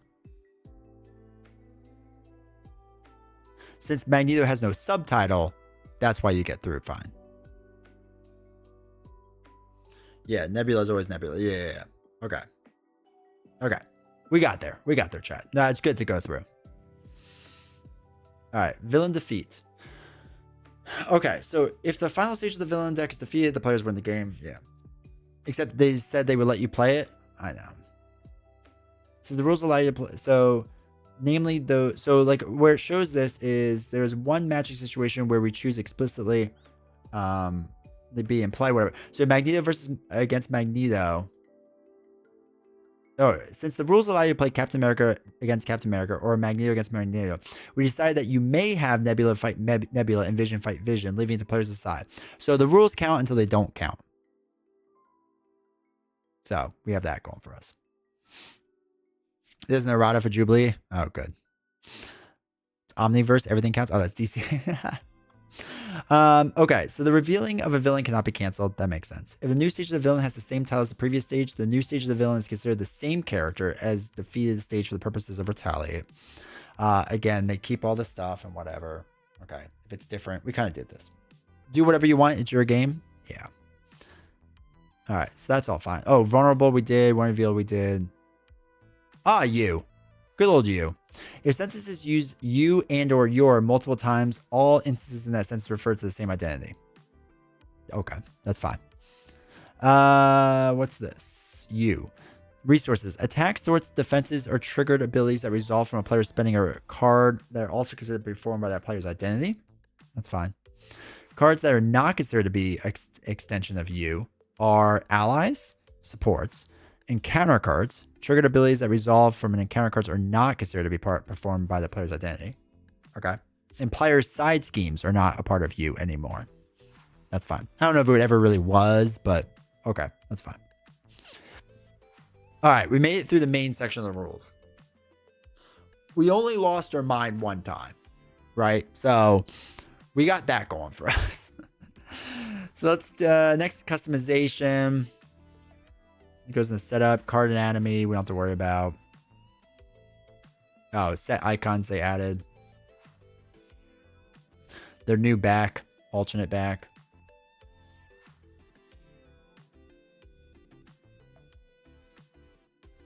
Okay, so once a future king, while the players are split into separate game areas, whose game area are the environment cards considered to be in? The environment cards are considered to be in all players. Okay. Doc, welcome to chat. I just saw that limited is a direct copy paste from the new Arkham rules. That's why there's so many packs. Arkham has fewer player cards per pack. Ridiculous. Saw that limited. Interesting. All right. Battery pack. Can battery pack move a charge counter to a tech card that does not use charge counters? Yes, they're all purpose. Okay, that's fine.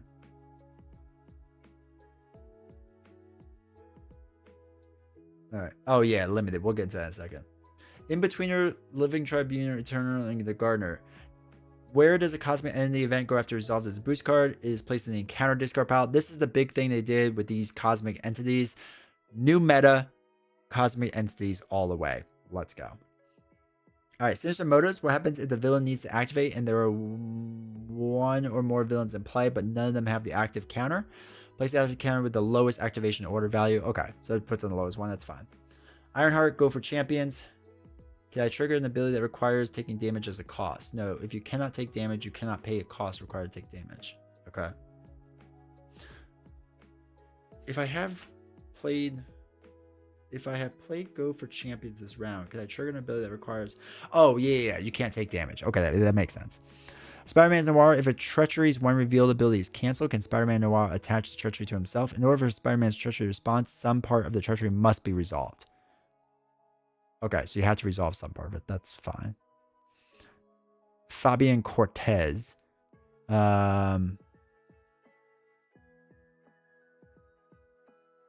If Fabian Cortez's one defeated ability puts an Acolyte minion with a teamwork play while Fabian Cortez is the only other Acolyte, will the teamwork trigger? No. Since the minion is the last defeated ability.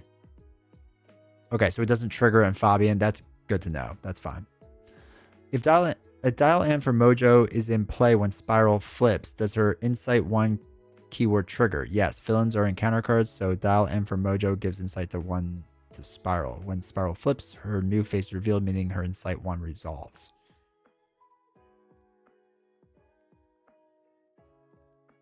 Okay. Will this be re-uploaded later? Yeah. I'll turn it into a video. Probably tomorrow. After all this, I remember why I stepped away from Champions. Deadpool Hero Back, Crisis of Infinite Deadpools. Is Crisis of Infinite Deadpools included in the encounter deck if the ability allows a player to include one or more pool aspect cards from outside? Oh, fun. Okay. So wait, is Crisis of Infinite Deadpools included in the encounter deck if an ability allows a player to include one or more pool aspect cards from outside of the chosen aspect? This is interesting because that's like Spider-Woman or yeah, Spider-Woman. No, not Spider-Woman. Like Gamora, I guess, right?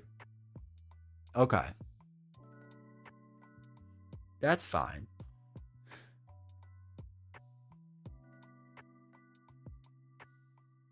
Interesting. Yeah, campaign is another one. Yeah.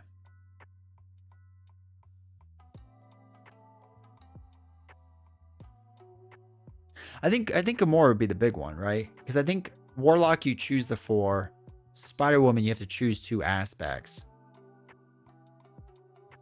I'm trying to think if there's another hero that does it. But yeah, that's interesting. Okay. That's good. Agents of S.H.I.E.L.D. Can I include just 1 or 2 shield supports from aspects other than my chosen aspect from Maria Hill? Okay, so no, you have to do all 3. So it's all or nothing. Okay. Cyclops allies, that's another good one. Yeah, if they had any. Because I don't think they have any for Deadpool, right? Yeah, I don't think Pool has mutants, but that, yeah, it's another good example. When Nick Fury's stealth suit form changes the villain's activation to a scheme, what happens if the villain's confused?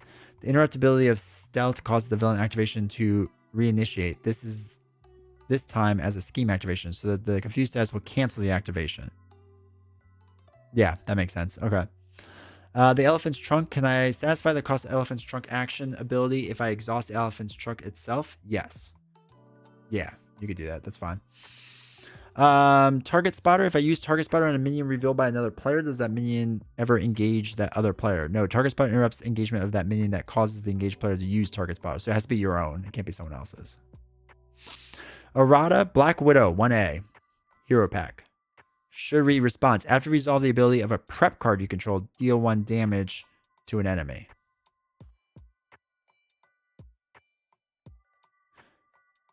That's just cleaning up words, right?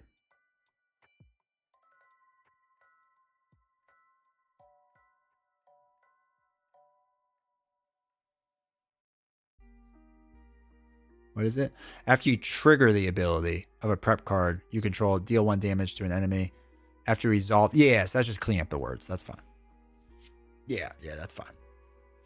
Pool has Negasonic, but she's X-Force. Okay. All right, so let's clean up those words. That's fine. Rise of Red Skull should say, set up, put the red house into play, shuffle every other encounter side scheme into the side scheme deck, and set next to the encounter deck. Set the sleeper side out of play. Added encounter before side scheme. Okay, that's fine.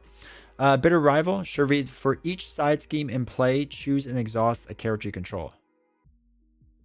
What did Bitter Rival used to say?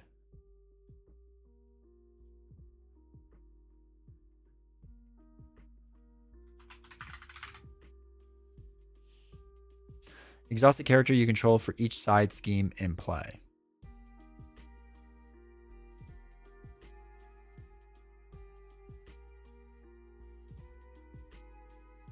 For each side scheme in play, choose an exhaust.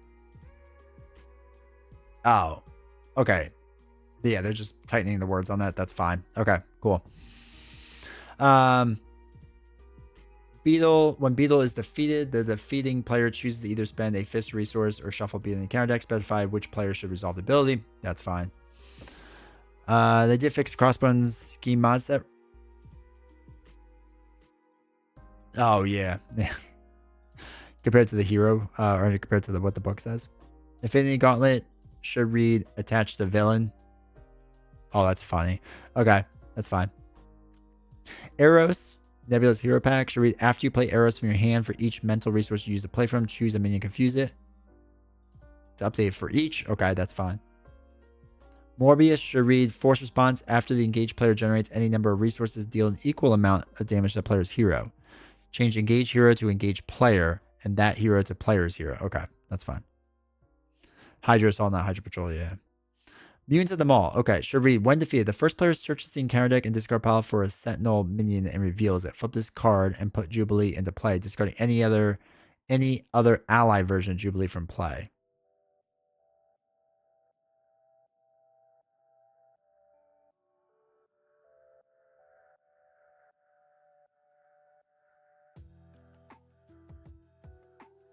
Wait.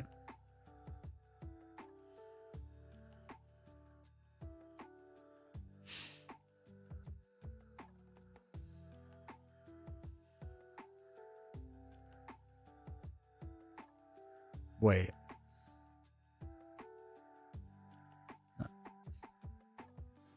No, it wasn't Master Mode, it was Sentinels.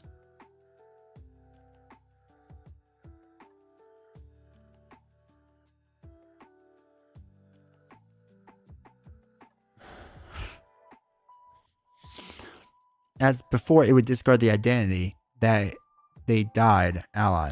They added ally. Yeah, but we already said from this whole matching thing you couldn't do it.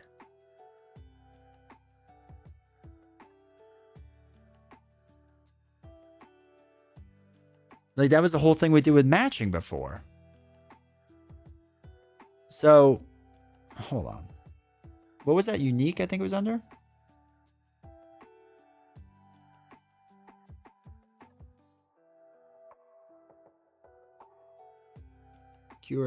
QRS.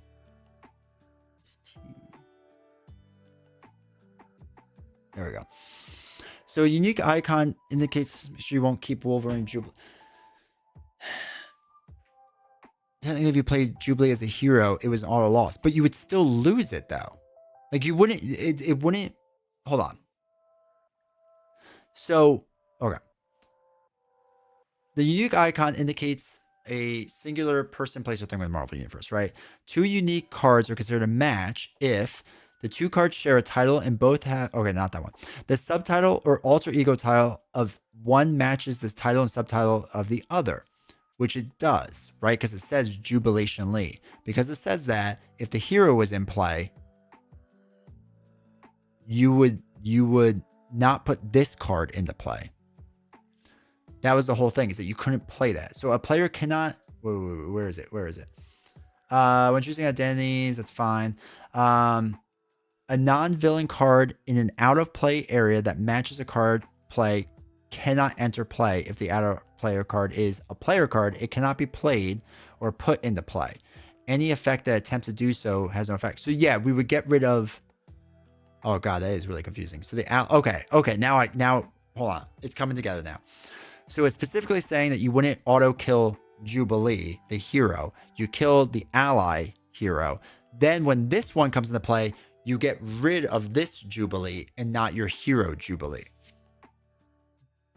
I think that's the transition, right? That's where we're getting to now. Exactly. Yeah. Okay. I had to just read it a few times. We got there. Okay. That makes sense in a very weird way. Okay. That's fine. Arrows, immune to them all. That's fine. Okay, makes sense. All right, so Asteroid M should read force response after you. Oh, this is the magnet counter thing. We talked about this. This is how we've been doing it. You remove the magnet counters before it's revealed. We've been wanting this for a long time. They finally did it. And they did it for all three. Okay, perfect. All right, Rogue. Anna Marie. Flip your touch upgrade and set aside. After you change this form, find touch set aside. Now it says find. Okay. Find touch and attach it to another character. You gained the attached character's trait until the end of the round. Limit once per round. Change attach touch to find touch and attach it. Okay. I don't think that changes anything too crazy. Energy transfer. Find touch and attach it to a character other than Rogue and deal 2 damage to that character. Heal 2 damage from Rogue and ready her. You gain each of the traits. Attach touch to find touch and attach it. Okay, so you still just find it. I think that's fine. Mystique's manipulations. When defeated, the player defeating searches the encounter deck and discard pile for a copy of Misled Treachery and shuffles into their deck. So specify who should. Okay, that's fine. Okay. I saw someone on Discord like freaking out that something about Rogue changes was like really bad. And I can't off the top of my head think of what it is. I'm not saying that it doesn't exist. I have to read what it is because I hadn't read this yet. So okay. Suit up we talked about. This is a good change. I like this. Search your deck and discard pile for an ally and upgrade that can be attached to an ally. Add them to your hand. Change can be attached to that ally to can be attached to an ally. So it could be any ally that's out there. I like that. Just to make sure it's attached. Yeah, salsa. That's yeah. It makes sense to me of what they wanted, so that's fine. All right, so the Rogue ally, deal 1 damage to another friendly character. Until the end of the round, Rogue gains each of the character's traits and adds that character's base thwart and attack to her power. Change printed to base. Okay. I think we were always kind of doing that. Like if they had modified stuff, we weren't doing the modified, but that's fine. Tweedledope. Remove the star icon from the boost field. Okay. Magneto. Discard a minion with wrapped in metal, then deal 5 damage to enemy. Wait, did Magic Missile just get much better?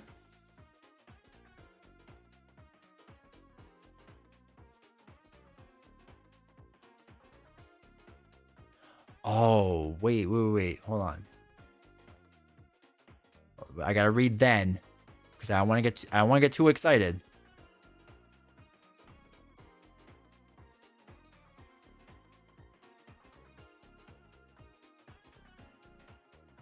The effect includes then. The text preceding the word then must be fully true and resolved for the remainder effect. Okay. What's the difference between this and cost arrows? I don't understand. Okay. The effect of a text of an ability includes the word then. The text preceding the word then must be fully true and resolved before the remainder of the effect can be resolved. If pretext fully resolved, then post-text. I still don't understand fully why they have then and why they have cost arrows.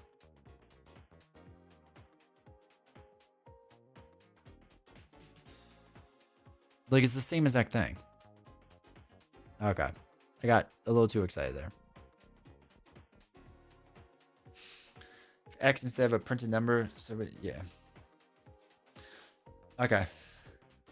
If anyone knows why it's important that this now says then instead of the cost arrow, please let me know. It's lack of terminology memory, but they have 2 different ones for it. Like, we all know that, like, either do the cost arrow or do then.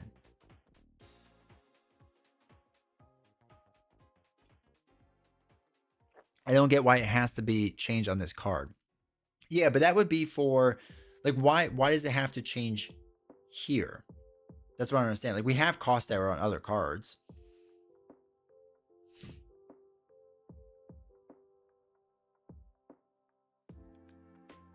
Frontline Specialist now gives HP in Alter Ego mode. Was did similar to Valk's Pegasus. Ooh, that's interesting. Alright, whatever. So Def Focus classification should be basic instead of protection. Oh, that's right. I saw some of the cards had that error. Exodus should read force response after Exodus attacks you. Discard cards from the top of the deck equal to the total attack. Oh, that's fine. Yeah.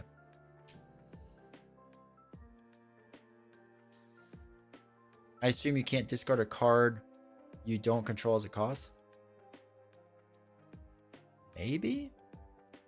I don't know. It still says a minion. I don't know. All right. Radiation exposure. The scheme modifier in this card should be a thwart modifier. That's fine. Mach 5. Each character without an aerial trait cannot defend against Mach 5's force attack. Change make basic defense to defend. That's fine. That was the whole ally thing that talked about in the beginning. Eidetic memory should interrupt when you reveal a card from the same encounter set as a tucked away when you reveal a card from the same encounter set as a tucked card from under your identity, exhaust eidetic memory, swap those cards, reveal the card that has been tucked under your identity. Change Silk to your identity. Okay, that's fine. By the way, it seems like Twitch comments aren't going through.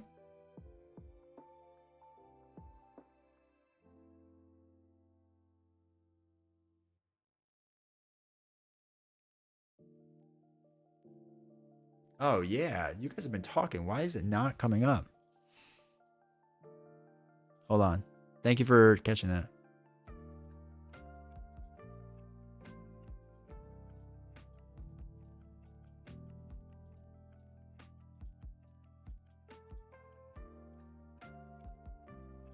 Chat client has been disconnected. Man, we're having a day.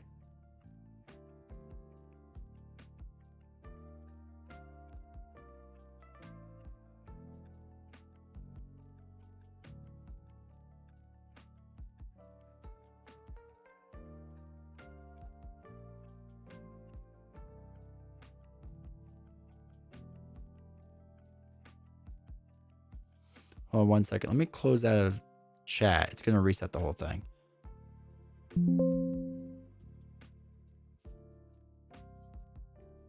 Close it out. All right, let's try to reopen chat and see what happens.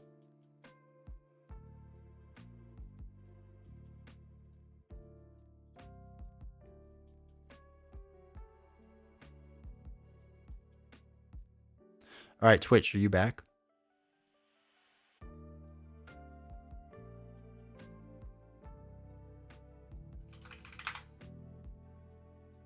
Okay, there we go. Oh, Twitch, I'm so sorry. Canadian, it was made this game much worse. It's so much better than read the cards and ignore anything past the basic turn actions. A superhero card game tip from Sentinels. For really good things about Sentinels. Yeah, I heard some good things about Sentinels too. Still massively prefer Lord of the Rings, but Marvel Champions can be fun. Definitive Edition fixed a lot of tempo of the game. Okay. All right, we're good. I apologize, Twitch. I'm sorry about that. You're back. My test comment. There you go. I know. All I know is I'm upstairs. I'm listening to my Will Smith CD and going. Oh wait, Matafor. I remember you saying that a while ago. Now all of a sudden it's going through. We're having a good time, Chad. All right. So eidetic memory. When you reveal a card from the same encounter set, it's under your identity. Says Silk. That's fine. Does that change a lot?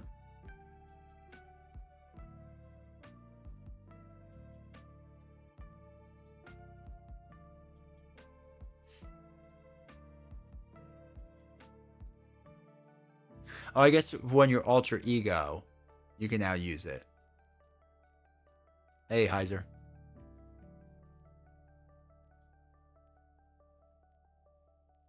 Yeah, okay. So this card in the past, you couldn't use it on your alter ego side. Now you can. Okay, that's fine. That's fine. Winter Soldier Hero Pack should be attached to a friendly character, maximum per character. Okay, so you can't stack Shield Deputy. That's fine. All right, we finally got to the big one, the environments.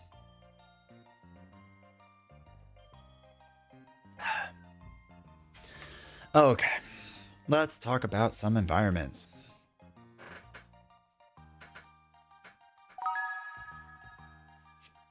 Heiser. Did Thanos get solved when defeated? Yeah, Thanos will retaliate against us, I guess. Also, thank you for using your Prime sub, dude. Appreciate the support. Yeah, I think it'll affect you. We're talking about unique cards. I get really confused when the villain and your nemesis are the same. If you hit shadows, does the nemesis come into play? No. So your nemesis would not come into play with that. But what would happen is a really terrible thing happens, if I remember correctly. So, reveal your set aside nemesis minion and put it into play, engage with you. Reveal your set aside one. So, it would not come into play. And if that's the case, the side scheme would. You shuffle everything else in. And then if your nemesis minion does not enter the game this way, the card would surge. So, it'd be really bad. And that assumes the nemesis and the villain have no subtext to it, too. But yeah, it's one of like the terrible things with this, that the card surges then. You also can't play Face the Past. Yes, that is a good point as well. Actually, I've played so little of that. What is it in? Age of Apocalypse?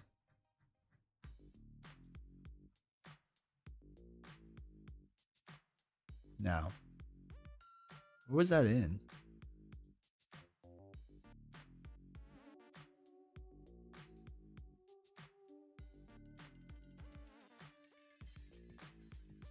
I don't remember where it was.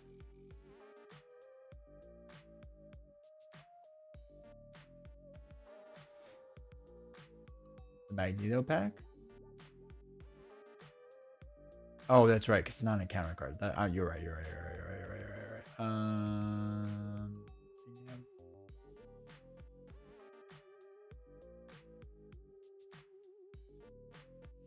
So face the past, search the encounter deck, discard pile and set aside area for your nemesis minion, reveal it. Yeah. So you cannot do it. I was working out and thought you finished. Did you do the retaliate thing? Yeah. Retaliate basically works the way that they switched to the most recent way. Retaliate now works. Let me phrase that. Retaliate now works where if stage 2 comes in with retaliate, you get retaliated. But if stage 2 doesn't have retaliate, you don't get retaliated. Also happy to hear you're working out, dude.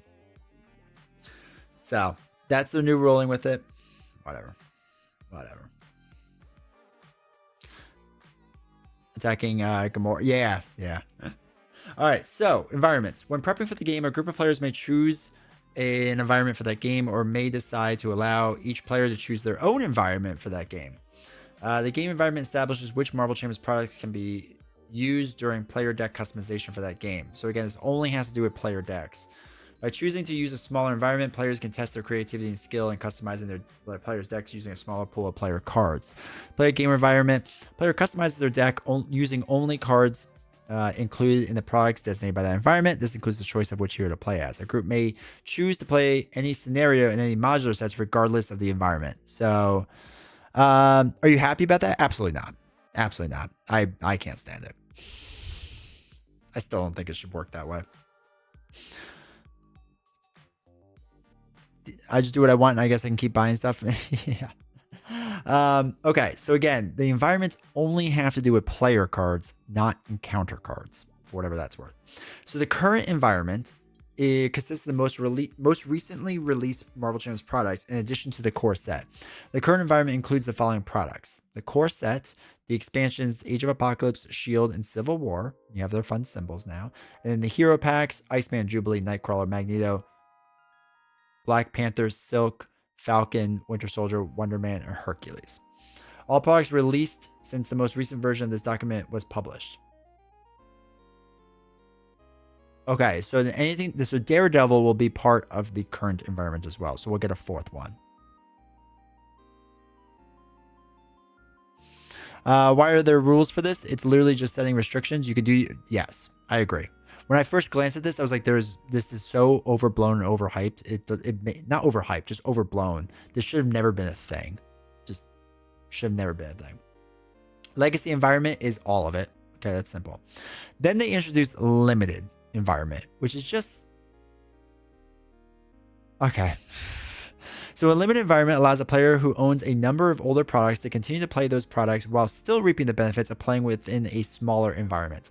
To play a limited environment, a player customizes their deck using the following: Marvel Champions, the core game, up to 3 campaigns and/or custom scenario expansions, and up to 10 hero packs. While any expansion or hero pack may be chosen for a limited environment, and finding creative combinations or products from which to build could be an enjoyable experience for deck building enthusiasts. A number of past Marvel Champions products were developed together in waves. As a starting point for creating a limited environment, we recommend selecting 3 waves of related products to explore the synergies between those cards and branching out to other more creative combinations only after growing more familiar with the card pool. The waves of the production are as follows, right? So Captain America, Hero Pack, like the different waves, right? They just spell out the waves, and that's it. After all the legacy and current environment talk, it is nothing. It's just nothing. I'm sorry, like this, I feel like this was so overblown with current and legacy when they first brought it out. Because they're okay. They're just saying play how you want and doing different things. Which, like, okay. Like, we were doing this anyway, right? If you were like really want to be creative with your deck building, like you can just do that thing, right? It's not an issue whatsoever. If you wanted to limit the cards you use, I mean, we do that on this channel, right? Other people on other channels do it. They limit the cards they can use. They limit all this stuff.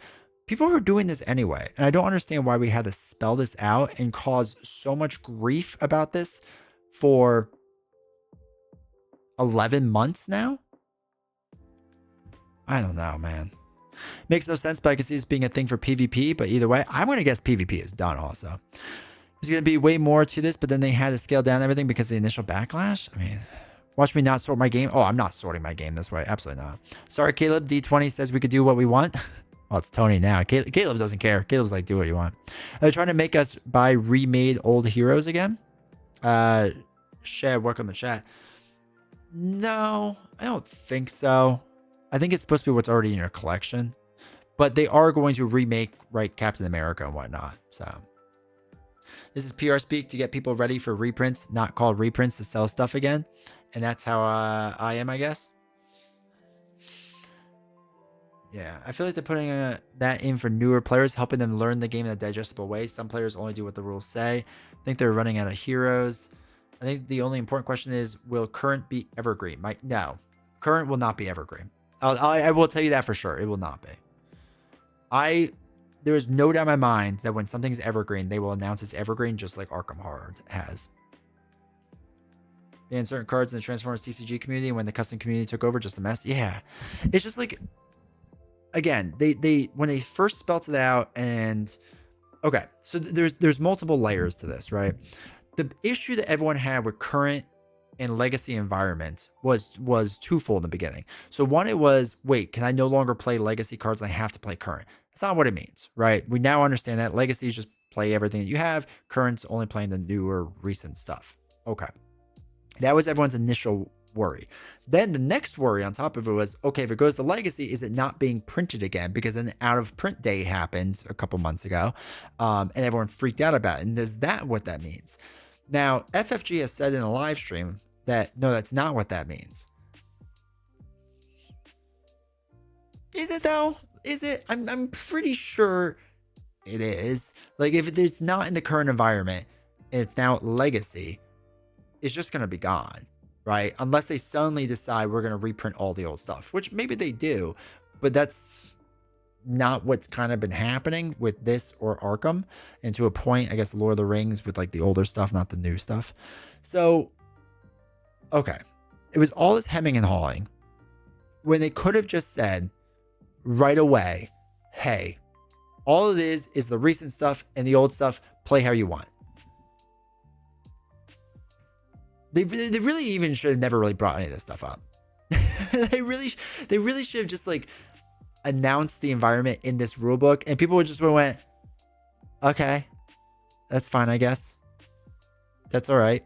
And then like we would have kind of moved on. I would have literally just ignored this. to be honest. Like if I knew nothing about game environments beforehand, before all the anxiousness and whatnot, I would have just went, huh, okay, that's weird. That's a weird thing that they're doing with game environments, I guess, whatever. And I would have just kind of moved on. I think everyone would have moved on. And maybe a few people in Discord or like Reddit would be like, hey, what's this about? And whatever. But that's it. That's it. It would not have been this big ordeal. We did a video as of this live stream today. We not did it, but we recorded today with Boom Guy and Nelson and myself. And I think Boom Guy says it perfectly. They just can't stop getting in their own way. And this is like a perfect example. Perfect example. There was no reason to bring it up the first time. And again, I still think the head of studio that brought it up kind of did it on a whim, because I'm sure this is what they thought. It's not a big deal or whatever, but it became a big deal because they announced he's not a PR communications guy. He's not a marketing guy. He should have never mentioned it. So much would have been alleviated. So much.